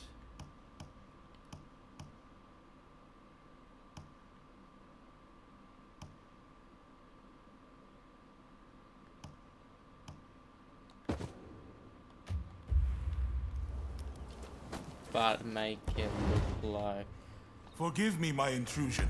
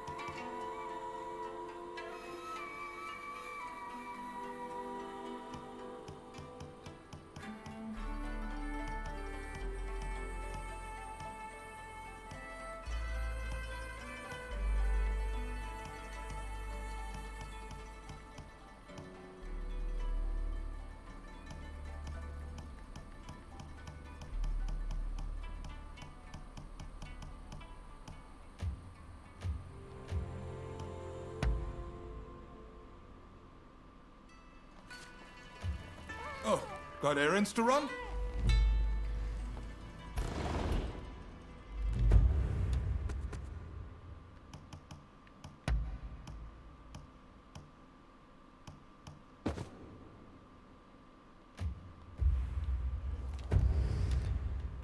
Alright, I wanna see this.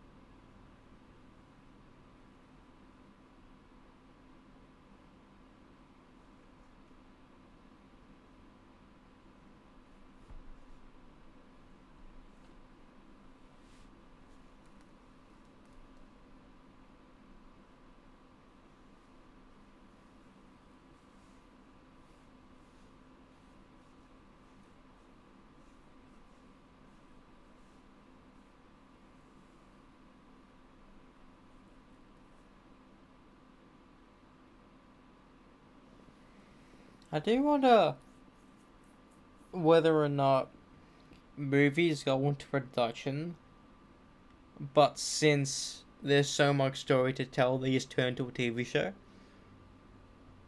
Especially nowadays. Like, is that a thing that you can do? There's a lot of parts of TV shows are like an hour and a half nowadays. And that's a fucking movie length. You know?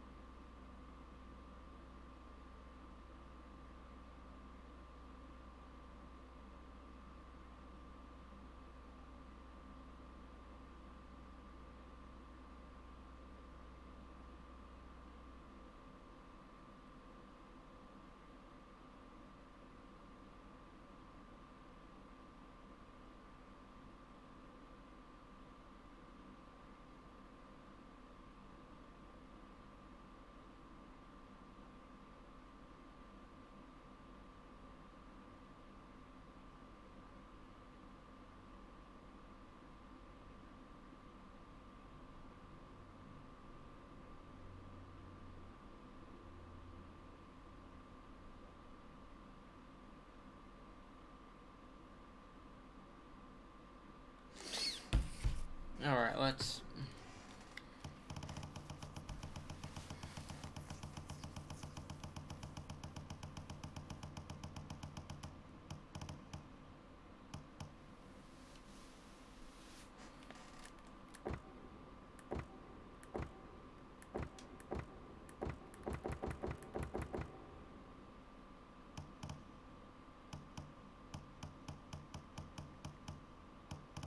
I don't know why it's in a weird order.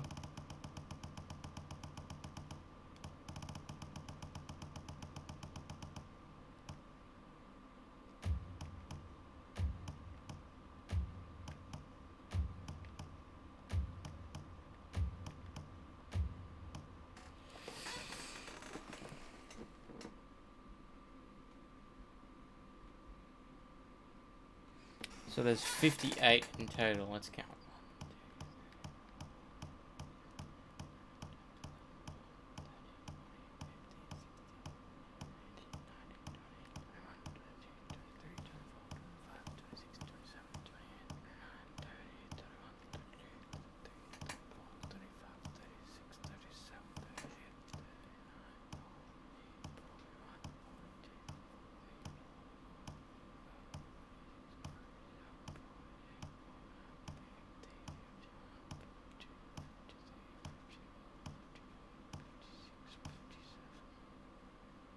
Missing one.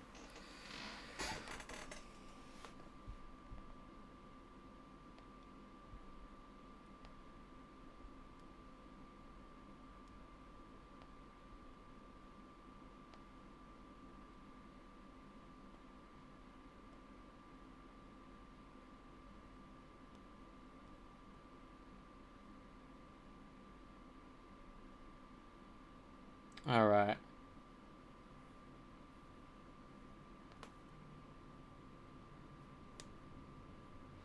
I need a spare E to see if that allows a bond mission, my bond mission, to be available.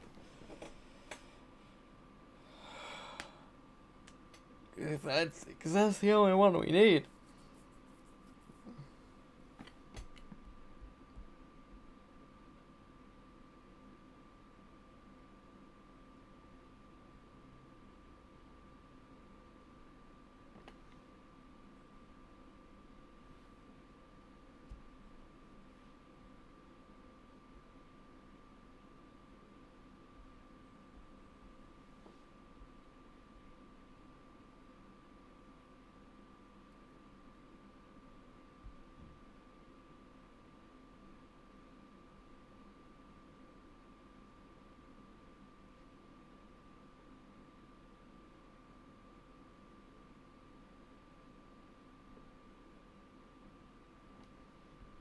Alright, so I should spare...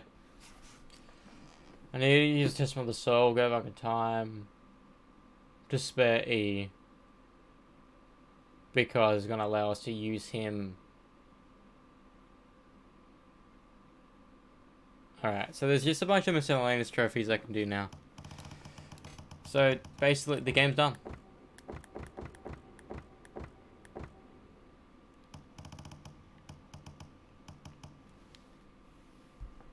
Right.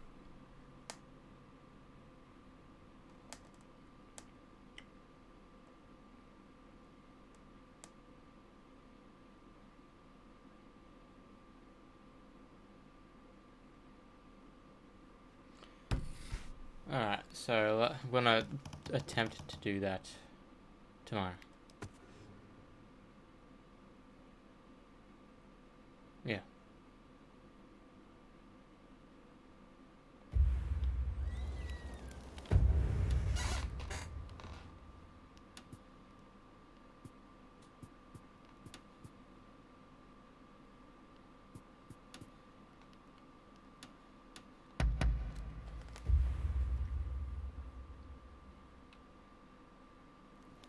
And it's crazy, just like that, the game's done. You know? Hey, over here. Just like that.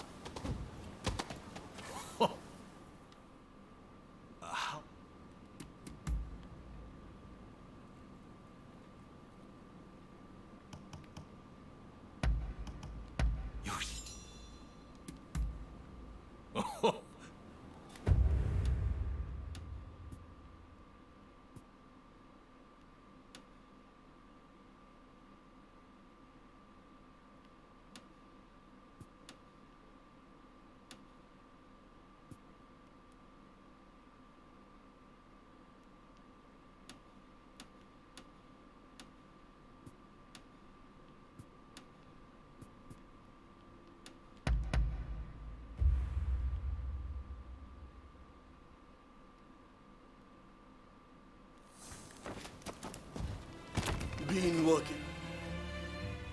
What?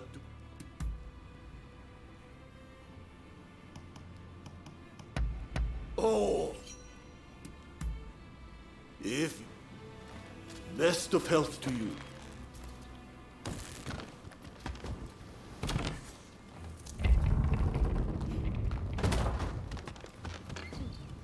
Don't stand on... What?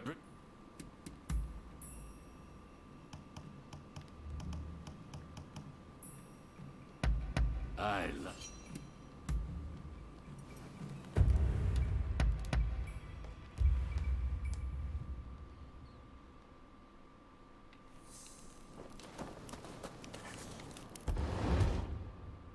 Ah, you're back.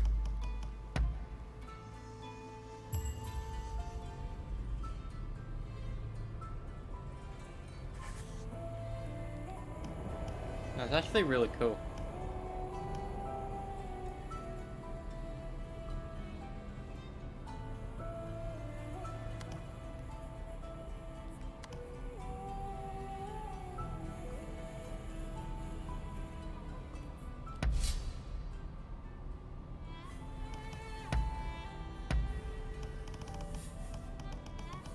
And we can choose any. Oh, that's so good.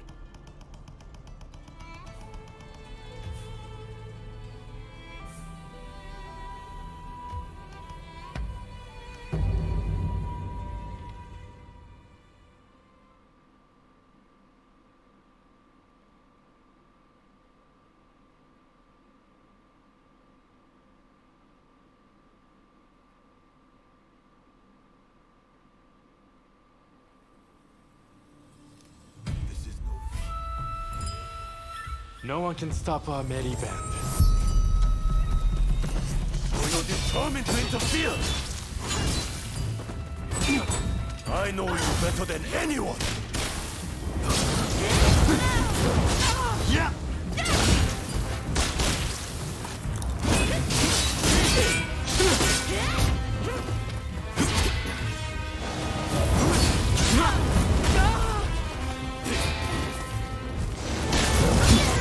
Isn't the time to die, all right? Sorry for the trouble.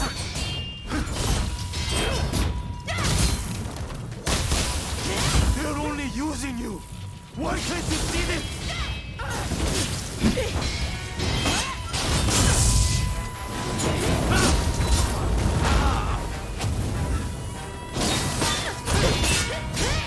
That's done.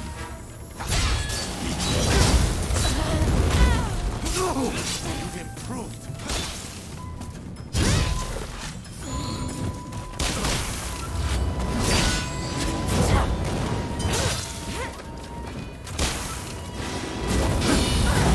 You've always been too soft.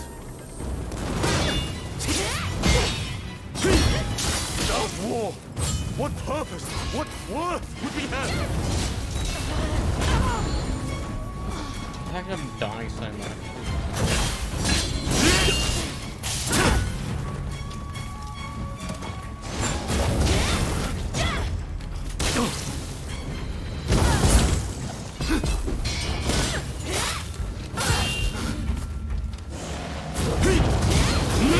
Watch out!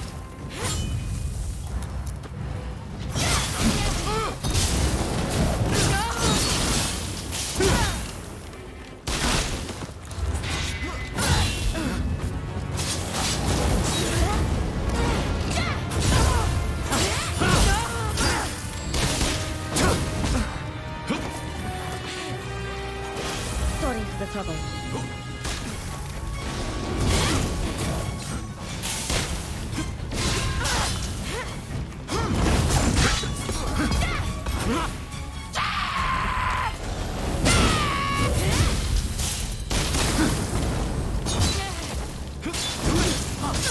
This isn't the time to die, all right?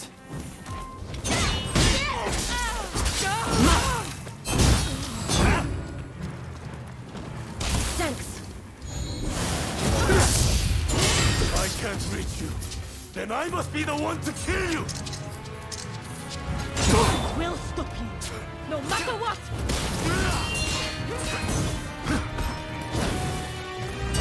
We're Mayor's eggs. We're meant to be together. And we can be, again. It's for you that I seek to change the world. Stand aside!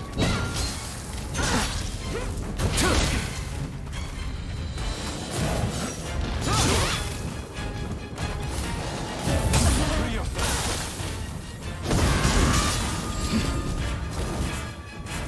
Sorry for the trouble.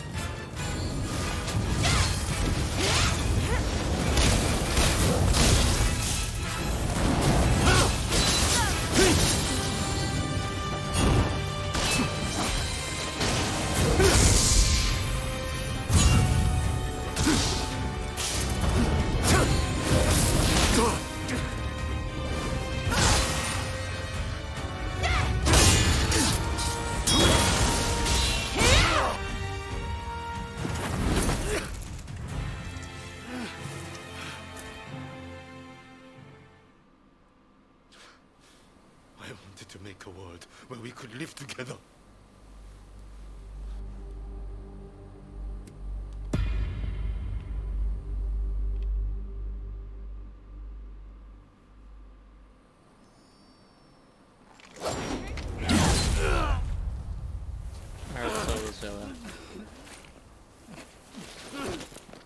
I like the option for you just to go back in time in game to do it.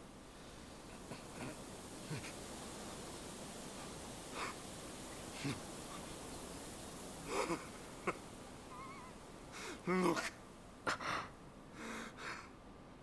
Edo is ablaze.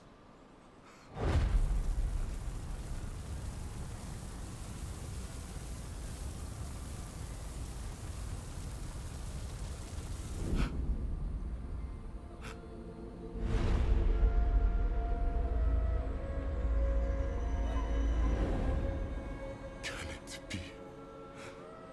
Can all that I have done have been?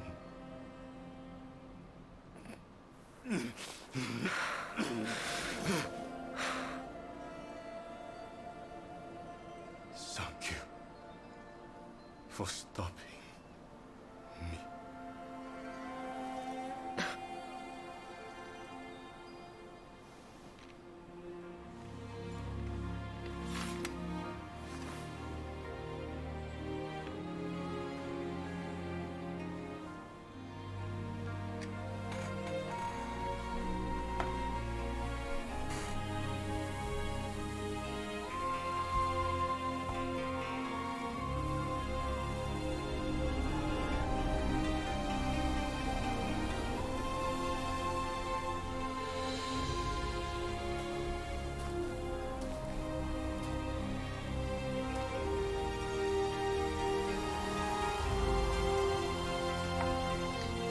It's kind of an underwhelming ending for a good game.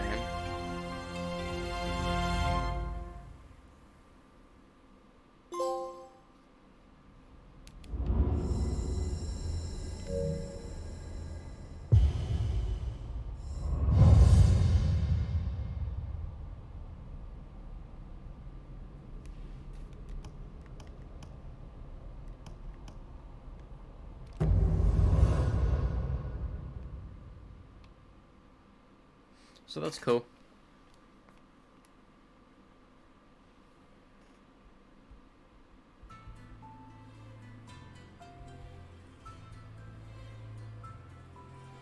Connecting? To what?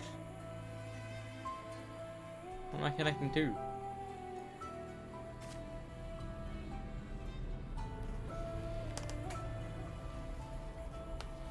And guess what? We got his gear. Even though I'm on the ending where he is alive, I got his gear.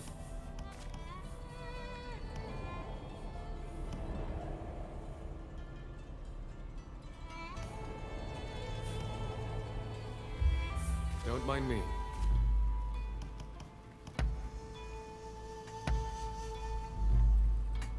Is there something? Most agreeable.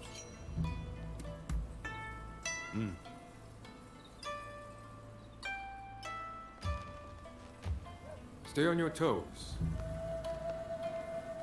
Sort of, I'm standing up right now.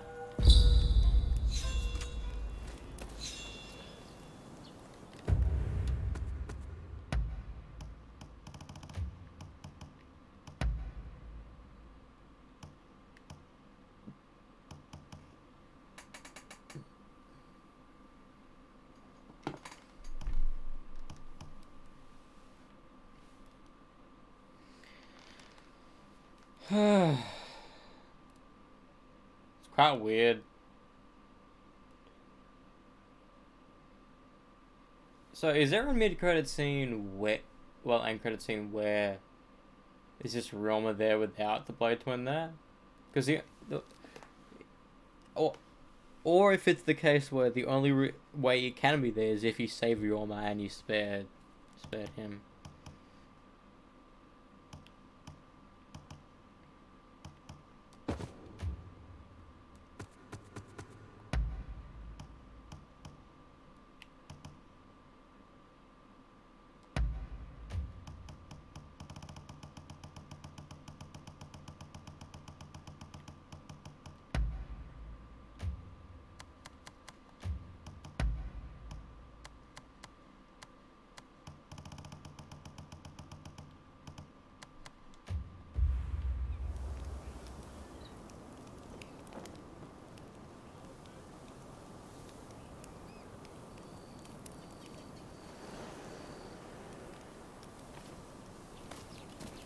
I don't wonder how different the game would be if we could control both brother and sister the entire time.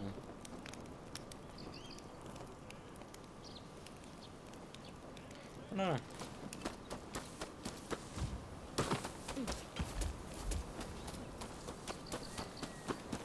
So I'll do the E thing tomorrow, knowing that I can do that.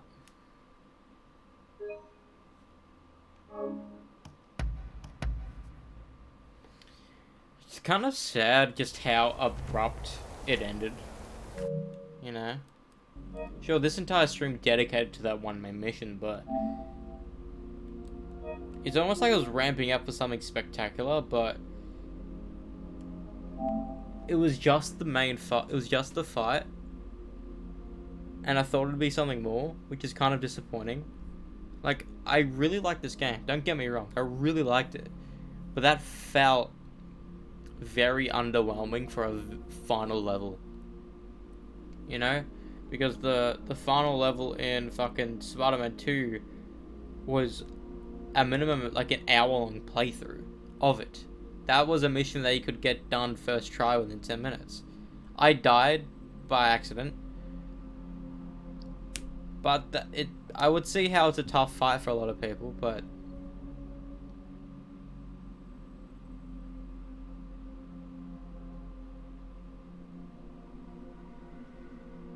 I don't know. I guess it's since I played so long, I kind of feel like I deserved a better ending. You know, something extravagant where like the same thing with Hondo, like having a bunch of people fight.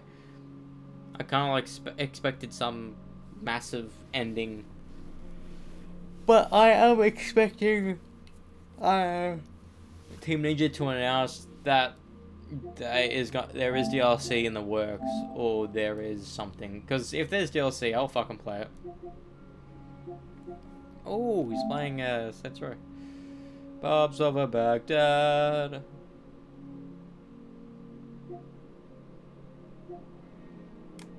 He hasn't played this game in a long time.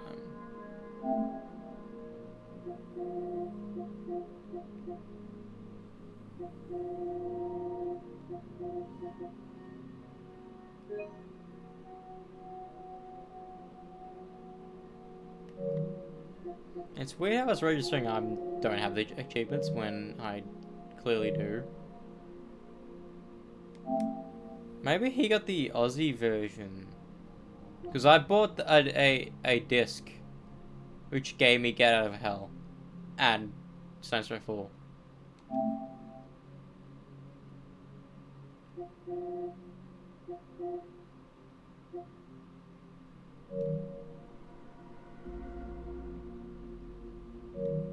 Wait, we would have played Saints Row 4 on this, wouldn't we? Yeah, we would have. So I would have the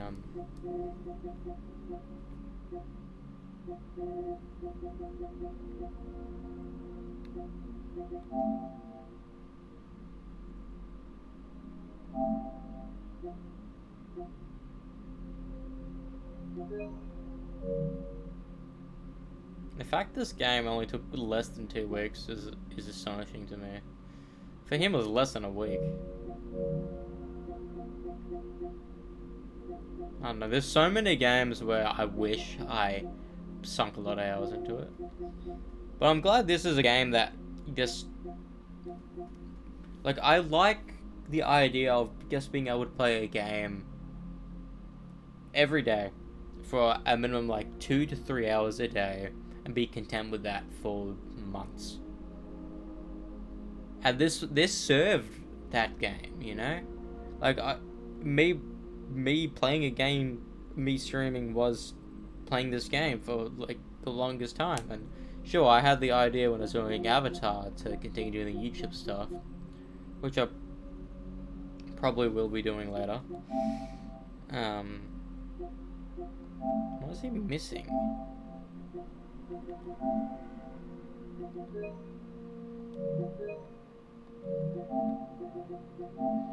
I guess he's doing that. Maybe. Okay.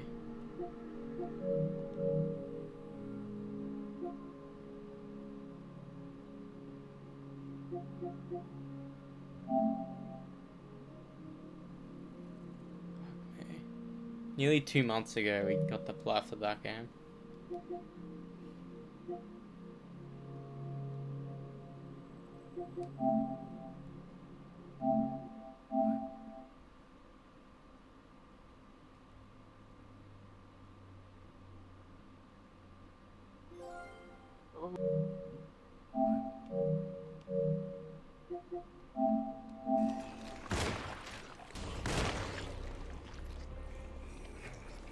I tried doing this on purpose. Pick it up, pick it up. Yes! Ah, I did it.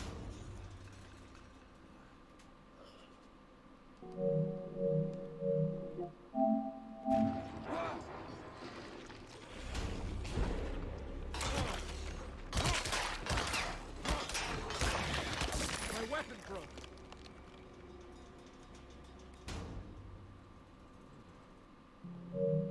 It's weird how simple that game was.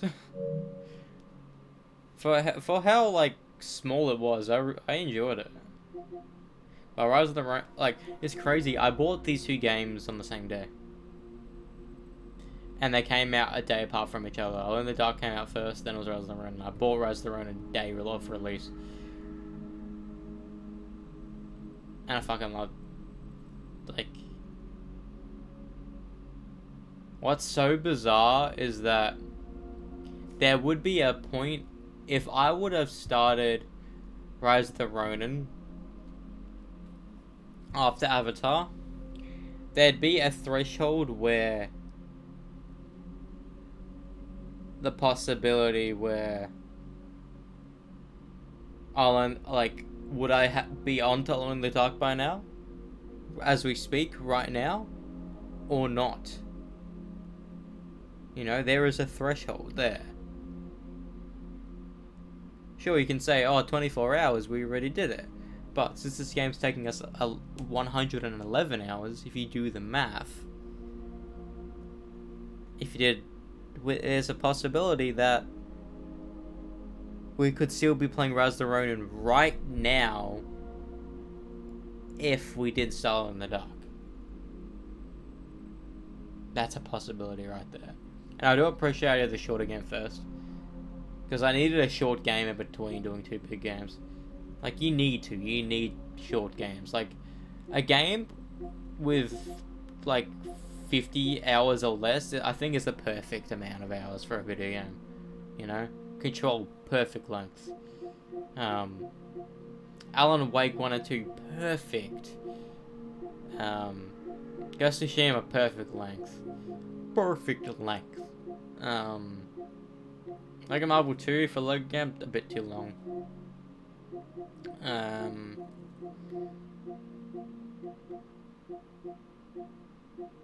Here we are.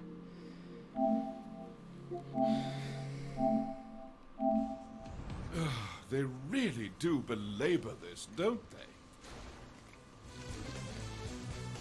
Okay, that's it. I've seen enough. I'm out of here.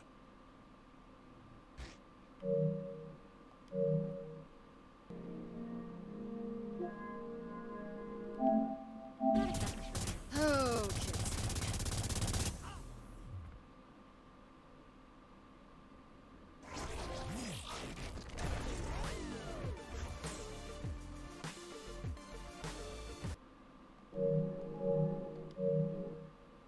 Since Saints Row, the Volition, and Deep Silver are dead, if we were to buy a like Saints Row 3 remastered, a physical media version on any store, only the people who are selling the game will get the money. The company won't get the money since the company's dead. I just realized that. Bro, they would have made a shit ton of money if they just did a remade Saints Row 1 and 2.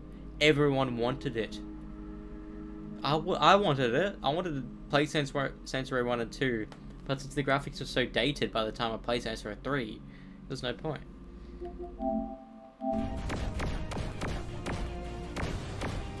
Oh, I remember that being a fucking pain.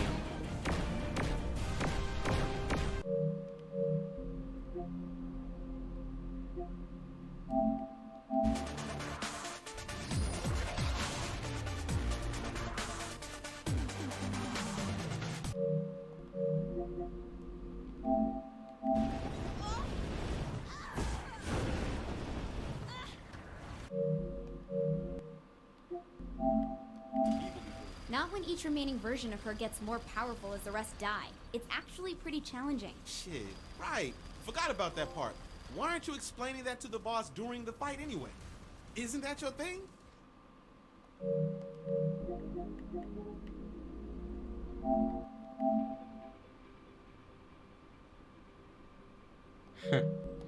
I walk that dinosaur. I wonder if he did the pull-ups. Yeah. Alright, I need to fucking pop off because I need to sleep at a decent time tonight.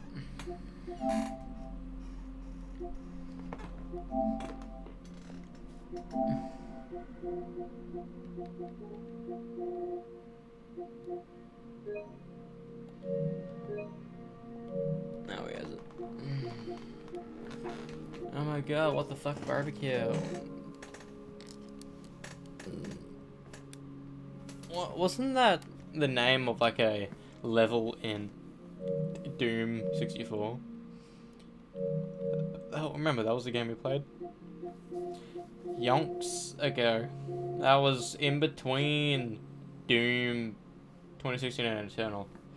Like, it was in crazy the odds where Doom Eternal was about to come out, and as I was beginning Doom 2016, so I pre-ordered immediately, and we got it like as Doom 2016, we finished Doom 2016. It was crazy.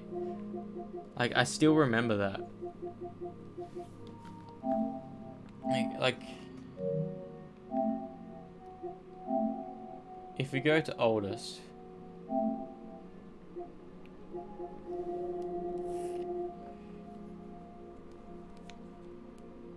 Doom Eternal release date.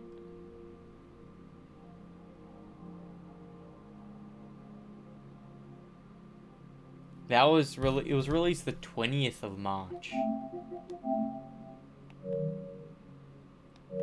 So maybe since when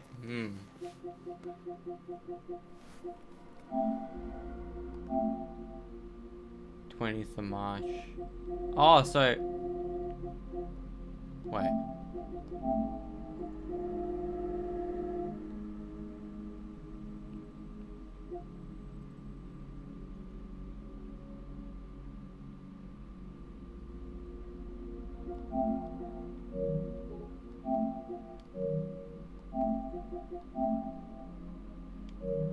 The most annoying trophies in this was the online stuff. That's why I could not be fucked doing this shit. You know, I would have loved to, but fuck that. That and Rocket League. What is it?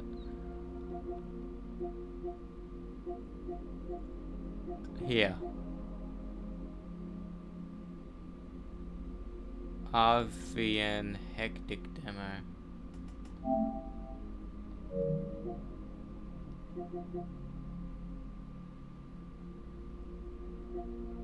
The fact that I didn't play this game at all. I just got the trophies and dipped. I think everyone did, because playing these retro games on newer consoles doesn't feel right. It doesn't feel good, you know? Unless you've played it before and it feels good for you. But if you're playing it for the first time and you just got off playing the newest version of the game, you'll be like with Final Fantasy VII, would you rather play the remake or the OG? The remake. Why wouldn't you? I don't know about the Resident Evils. People like Resident Evil 2, 3. People say they cut some stuff. I don't know. All I remember was I watched Jacksepticeye play it. Here's the thing. Here's the thing about Resident Evil. The reason why I got into Resident Evil is because I watched Jacksepticeye play Resident Evil 7 and I fucking loved it.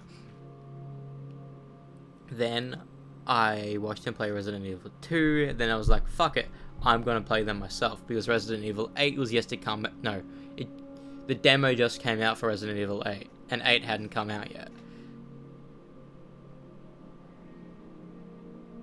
And thus, I was like, let's get all the games.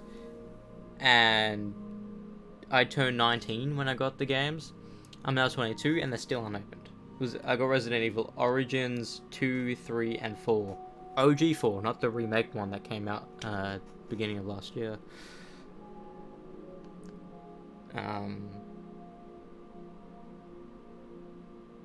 Yeah. I was like, let me wait for Resident Evil 3. Let me wait until I can play it myself, blind. I watched it. I was like, fuck it, let me watch it. So I did.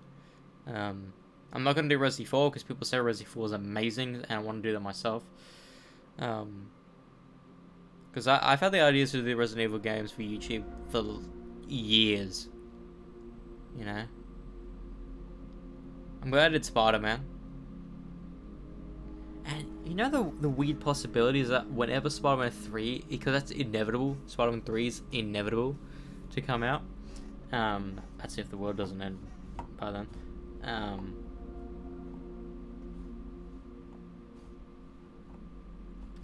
The possibility that Jacksepticeye won't play it for YouTube. He may stream it, but he won't play it for YouTube is crazy to me. It'll be crazy because I'll be doing that shit for YouTube. You know? It'll be crazy to go back to Spider-Man 2 when Spider-Man 3 comes out. Like, because it's all but confirmed, basically. You know, it's speculation. Like, this game Spider-Man 2 just came out. Like, a little over a year, a little under a year ago now, I should say. Because it came out in October.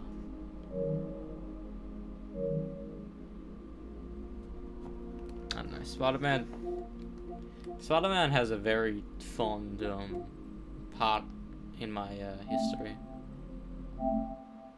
Blast. You can call it lights out. What was the final instruction on that? I played it on superhero difficulty from the beginning, that's funny.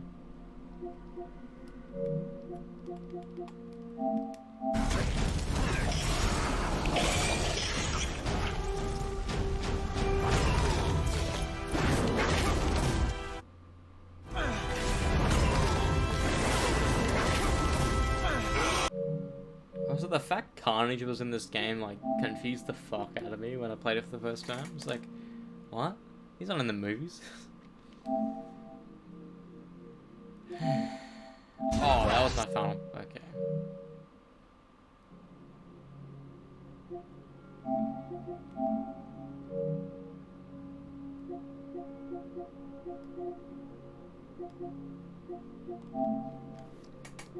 I'm glad I played all these Spider-Man games back to back all those years ago. Because it started with the newer ones and it was like, fuck it. I remember initially I was just like, no, I'll just play Amazing Spider-Man. I already got 2 done, but then I realized, why not just get Amazing Spider-Man 2 done? Again, I know what I'm doing. I've done it. It's easy. There's only one annoying part. And I did it. Shout out to Dimensions. People say that's one of the best Spider-Man games. I didn't really like it. Sure, the level system was cool. That was probably the best thing about it. Age of Time was a better game. And I thought they were related. But they're not. It's just made by the same people. And it has the same font. And it has the same voice actor to an extent. And apparently if it wasn't for this game, Nolan North wouldn't have been in Deadpool. Because of that, it was, did Beanox help do Deadpool?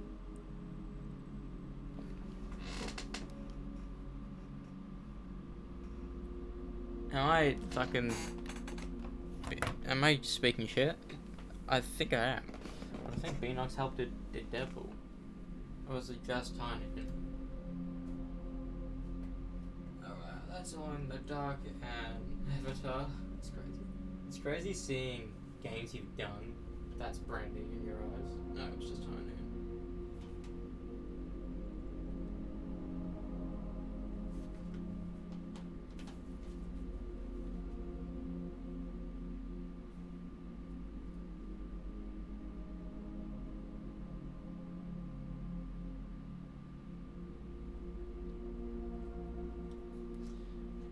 I'm a bit upset of how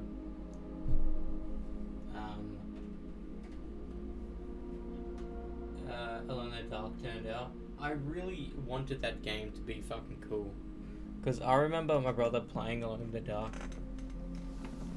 on the PS2, which turned out was a PS3 game as well, and we loved it. Next thing you know, people say that's the worst game.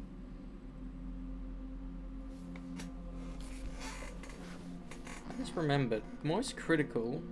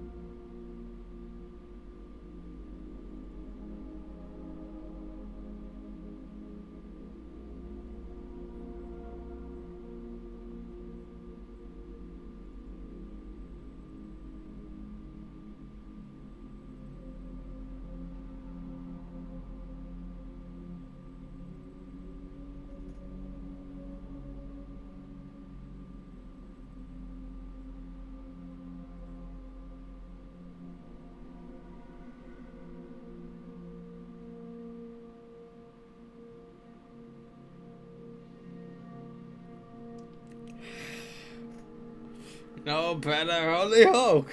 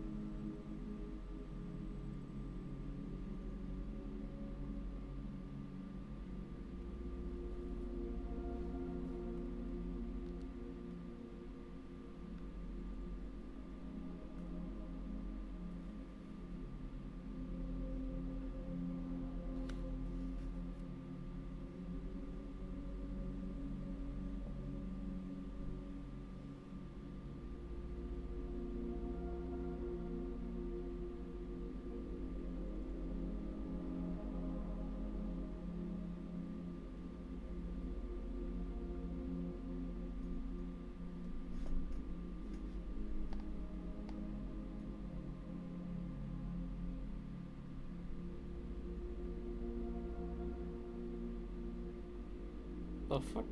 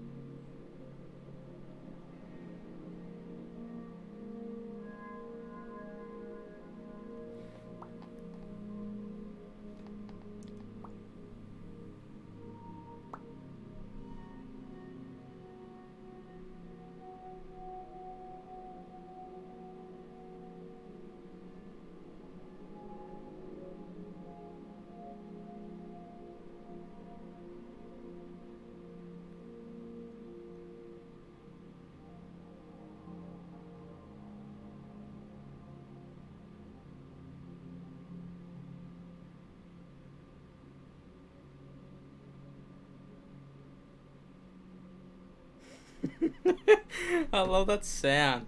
Praise.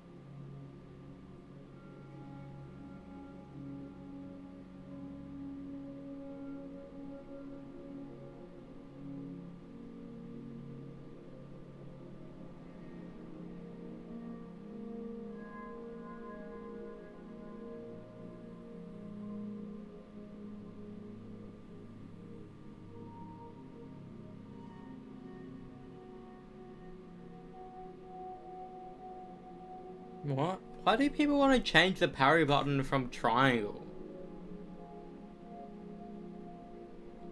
It makes more sense having parry the same button as the one that your heavy's on. It just makes way more sense.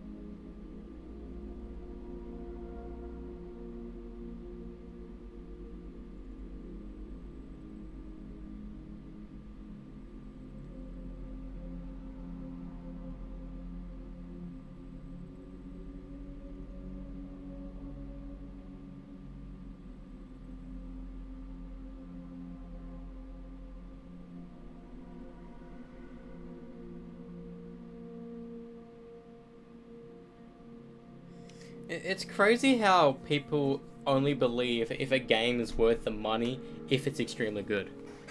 I equate game worth to the amount I play the game. You know, if I spend 80 bucks pre-ordering a game and that game is done within 10 hours and I've played within 10 hours, I will feel ripped off. Look at me, nearly 40 streams in, over 100 hours played. Day one price, perfect, fine. And if you can get it cheaper, you just know you're gonna be in for a ride. And if you go slow like I did, I don't really go slow. I just did every side thing as it came up, which you should do. Everyone did in fucking Borderlands. Some people didn't, but a lot of people did, because trophy hunters like me try to get every miscellaneous trophy along the way. So we don't need to do it later. Anyways, let me hop off.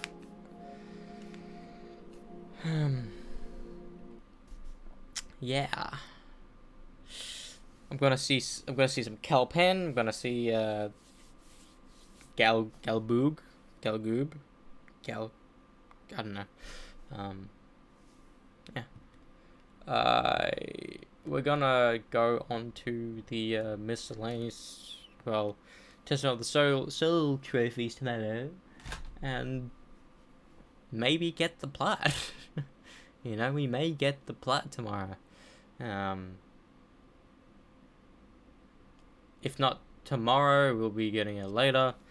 I need to set myself a reminder, because I just remembered it just then. Because there's bonus bad guys. Bonus bad guys.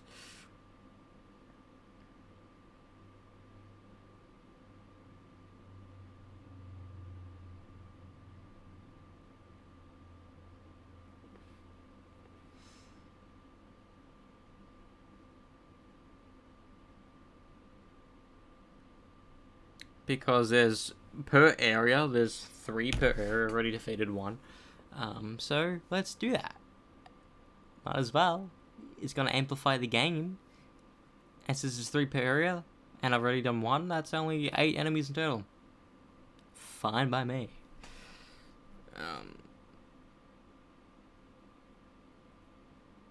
So it'd be cool just to go back to every area.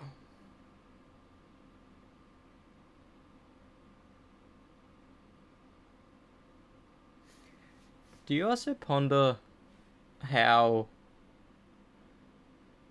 millions upon millions of dollars are poured into the creation of a certain entertainment thing, like whether it be a game, a movie, or whatever, and someone just picks it up for $10, watches it once, never again? I think about that like more often than not, because I just look at these movies I've collected over the years, and I'm like, it's like, sure, it's a collectible standpoint, it's cool, and you can actually watch it whenever you want, but you realize there's like millions upon millions of dollars have been put into these movies for it to look good and do well. Sure, they make that money in cinemas and streaming, sure, but I don't know, I just think about that. I just don't know why, I just do. Anyways, see you tomorrow.